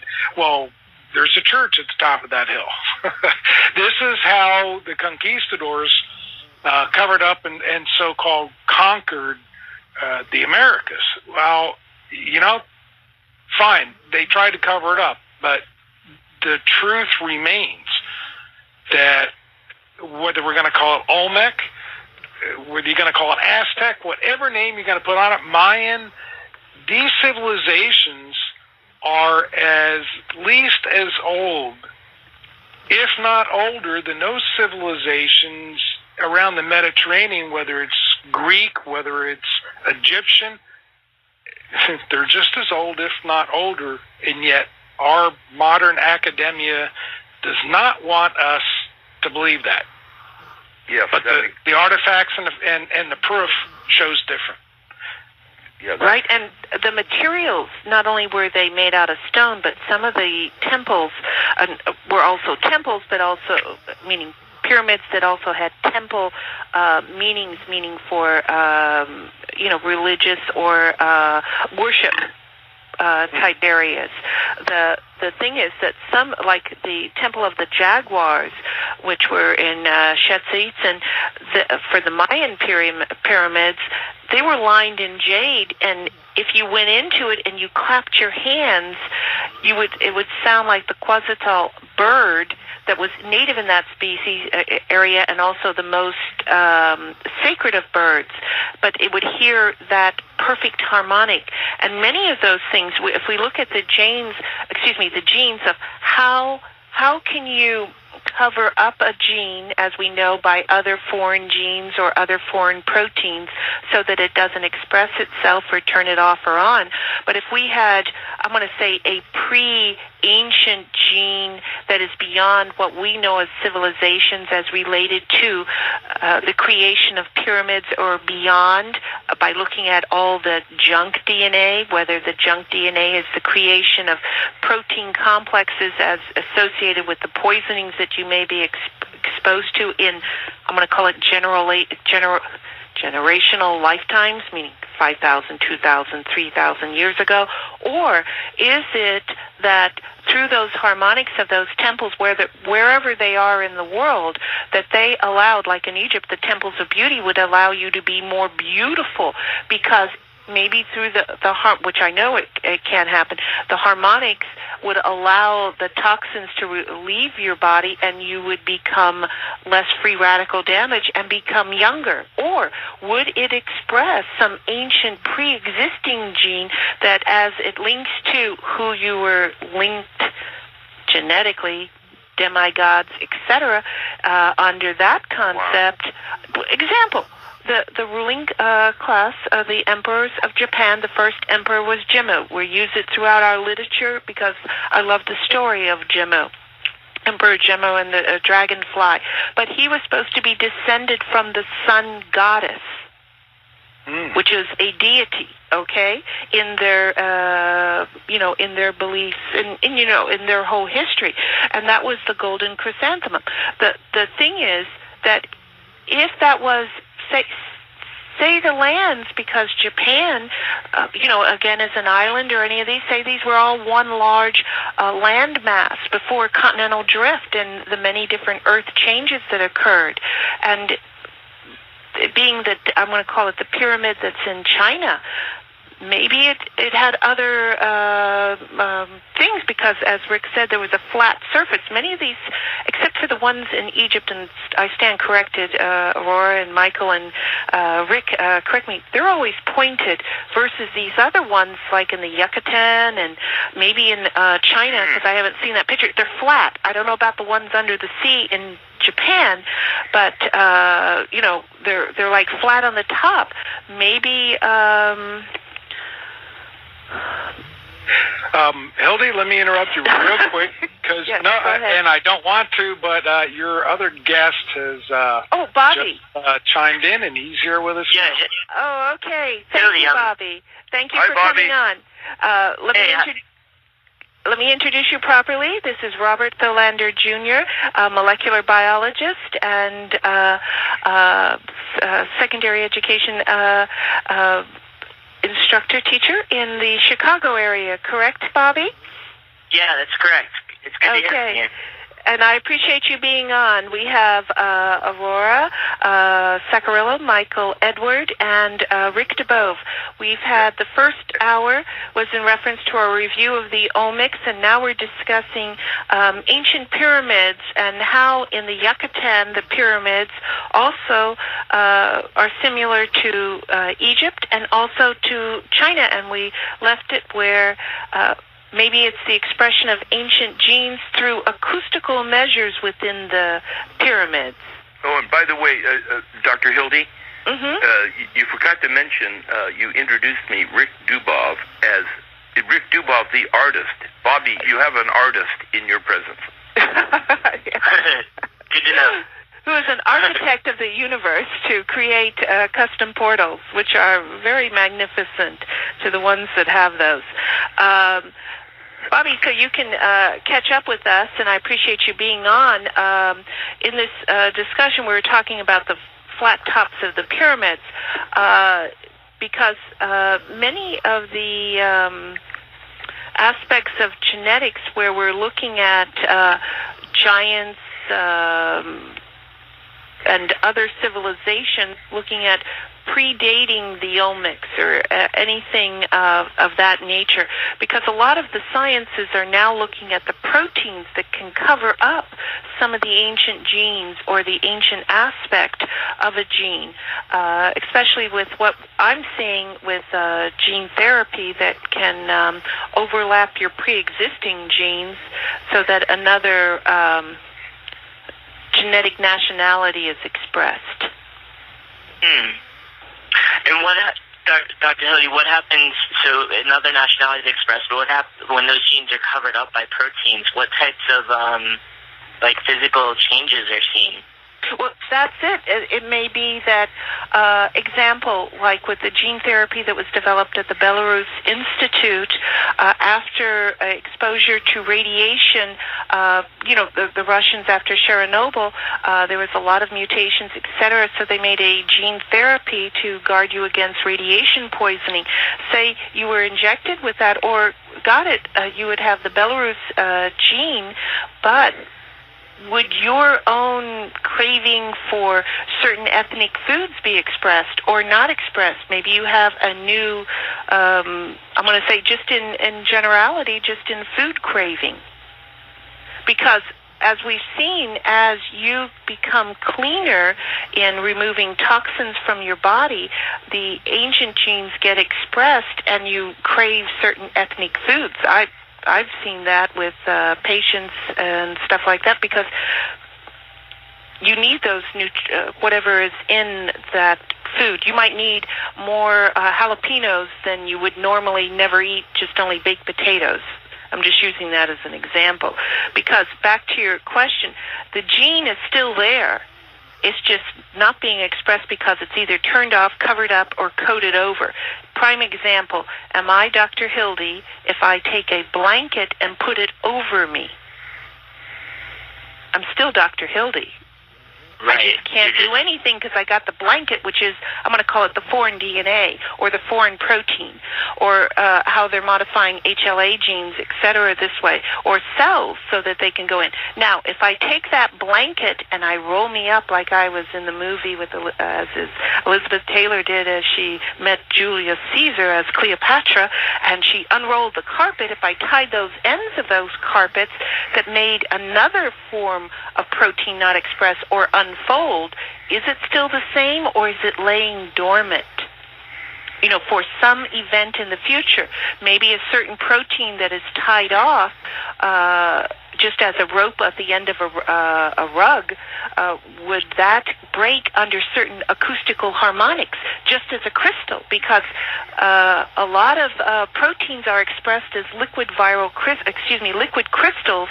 The viral component is whatever is contaminated within the cell or floating around. That's how in nanotechnology of DNA folding proteins, what they do in the DNA origami, making those crystals, is using a plasmid of or an aspect of the virus so that they can maintain the shape, because usually viruses, when you look at them, have beautiful shapes and images.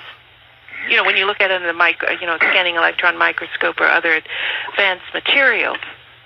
And what you're talking about reminds me of when I was taking molecular biology and in genetics in college, and we were talking about epigenetics and how toxins can be transferred from grandparents to parents to children based off of those types of, epi meaning above. So it's, like you're saying, covering up the genes that are there. Right, and the prime example I've seen in my professional career is arsenic. You could have your grandparents' well contaminated with arsenic due to landholding. We're talking at the turn of the century, if you were raising cattle and sheep, as to say in certain areas they didn't want those flocks, or even 200 years ago. Turn around, that could still be in the water. You're still exposed, and at the same time you had whatever your grandparents or your lineage had in you and expressed. And that particular compound stores in the skin. So one is, we know it stores in the skin, but it's really in the cells. And it loves to accumulate in the mitochondria. And some of these mitochondrial genetic reactions that we're seeing and clearing up or getting worse, is it because these foreign compounds, being like arsenic, getting stuck in the mitochondria, not allowing cellular respiration, and thus not having the accumulation of carbon monoxide?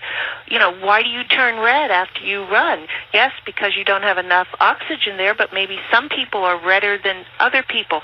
Why do people blush? Is it because arsenic is stuck in the skin and you cannot get rid of the carbon monoxide as you blush? These are just comments. These are just statements. There's really no right or wrong answer to my panelists and audience, but it's just statements to make you think.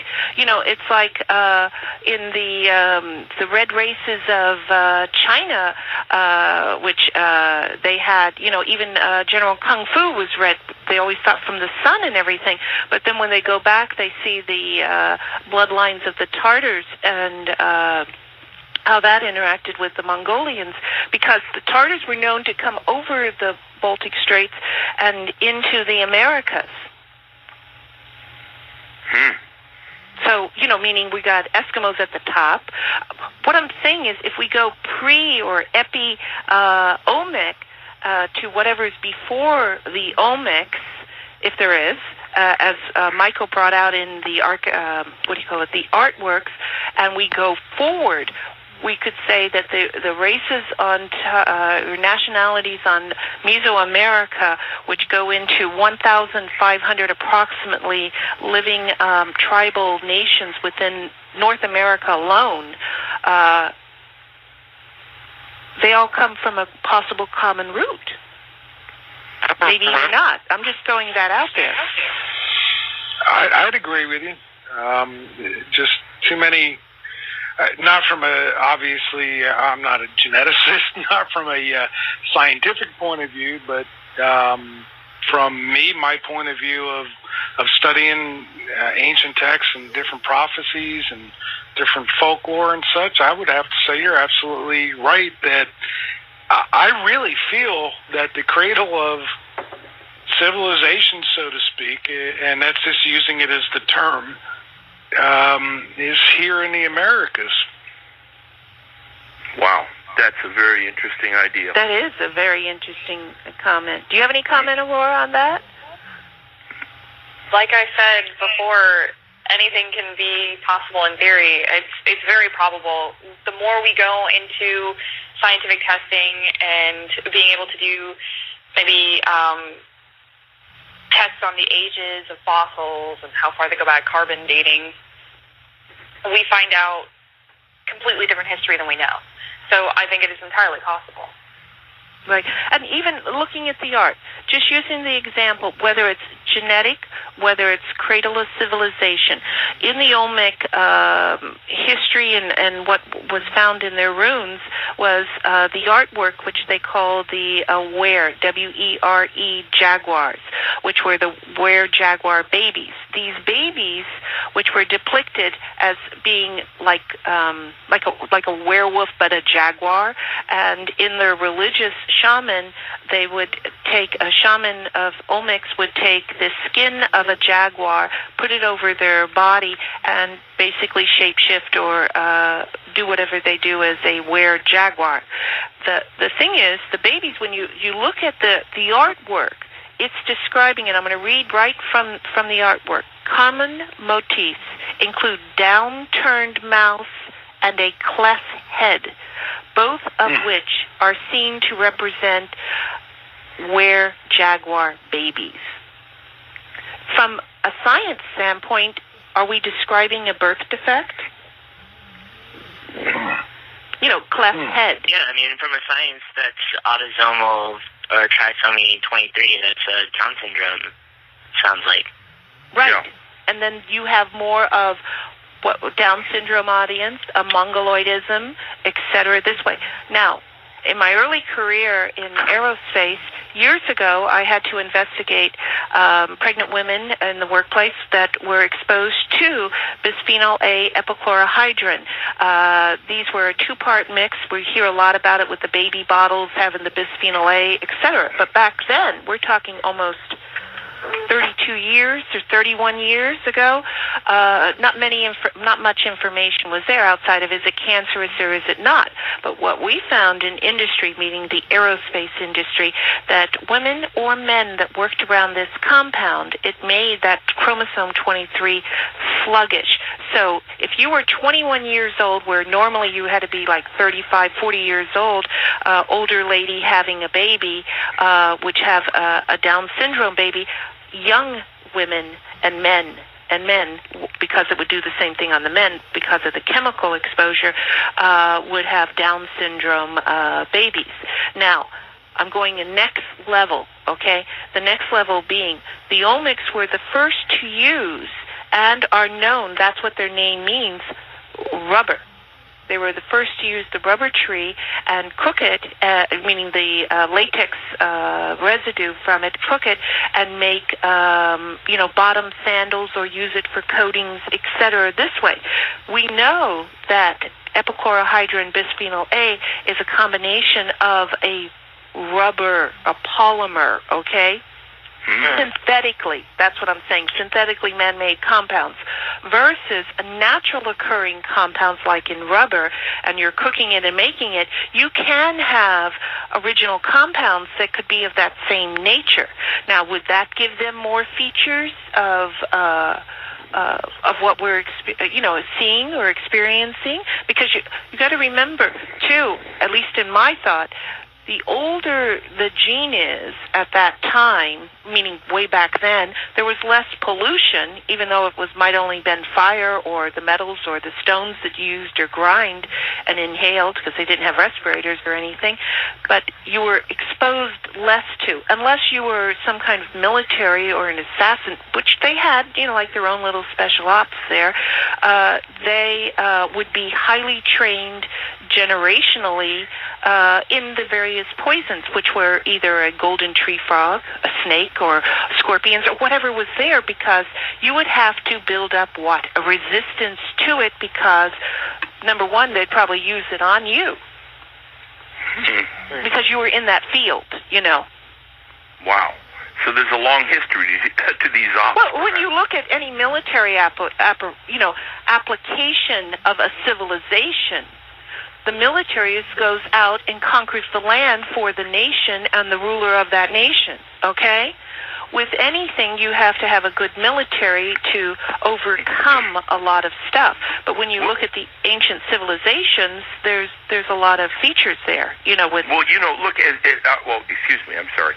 But, Joseph, in his trilogy, the Giza Death Star books, he's basing his work on the work of Christopher Dunn, who wrote the first book about, he's an engineer, he wrote the first book about the Great Pyramid being a machine. It was actually a machine. The moving parts are missing now.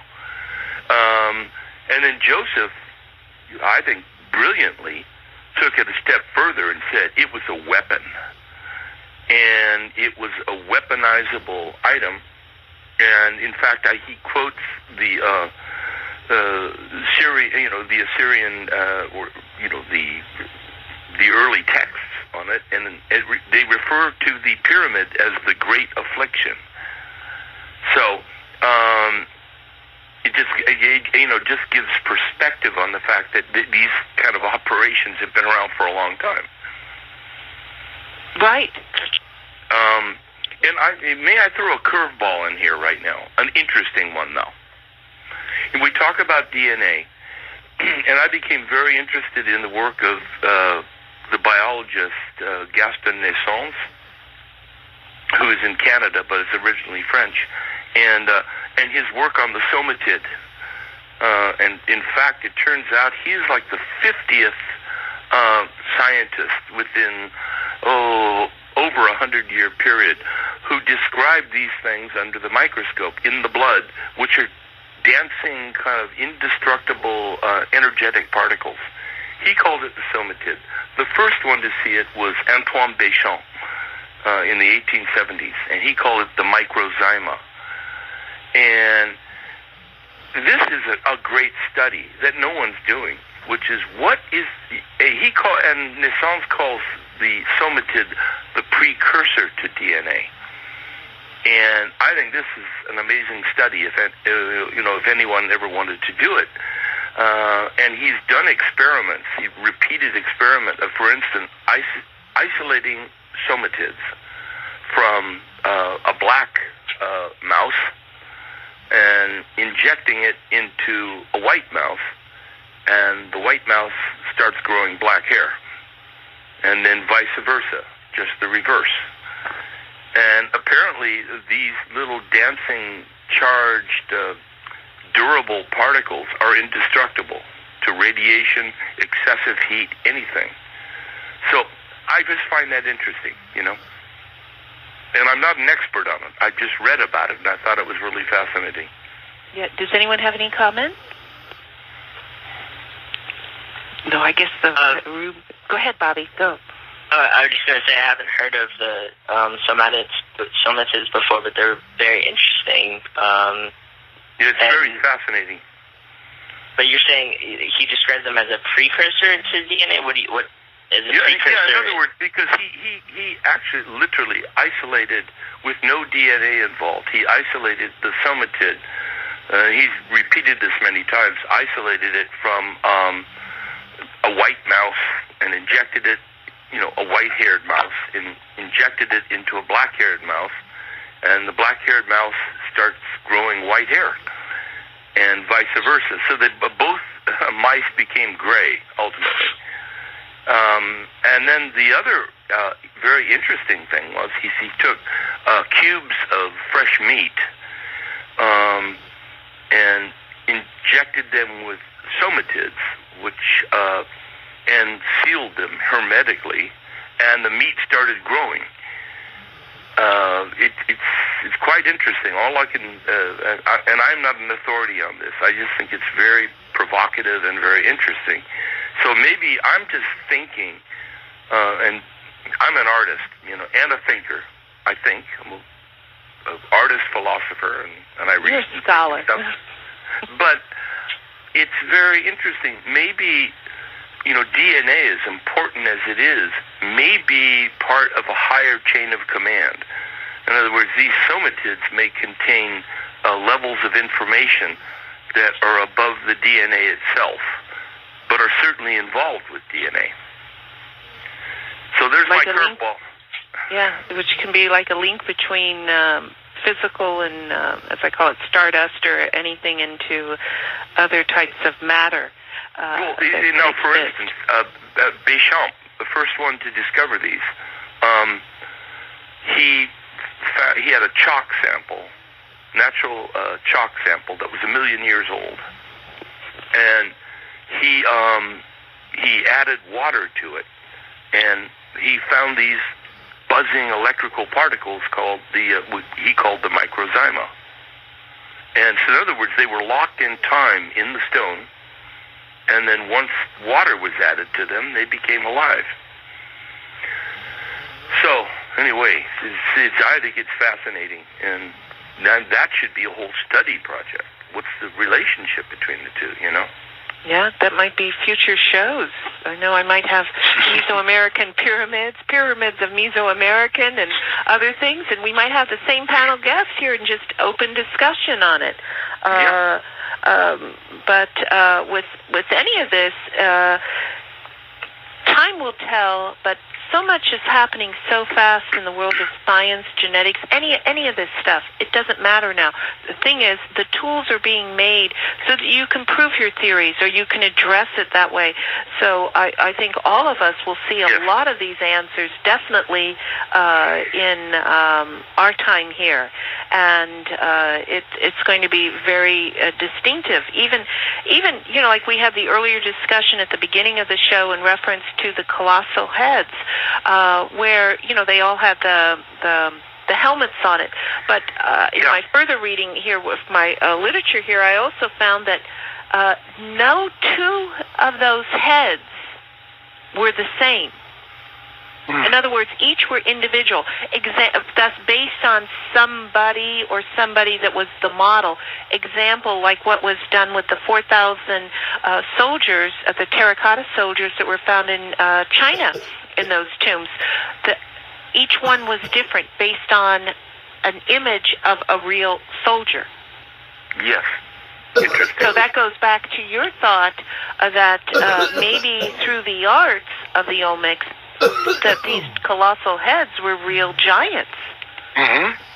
Yeah, because, and you mentioned the Book of Enoch earlier, and I read that years ago, and they were very specific. They talked about giants, and they were very specific about the height of them. And as I recall, it was something like 35 or 36 feet high. Mm-hmm. And so, as I looked at the Olmec heads, and I said, well, what are they, 6, 7 feet tall? And if you want to add a body to that in scale, then you've got something like 30, 35 feet high.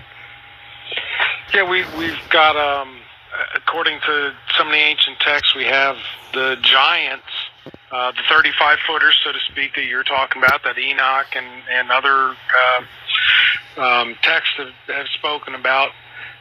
They were the...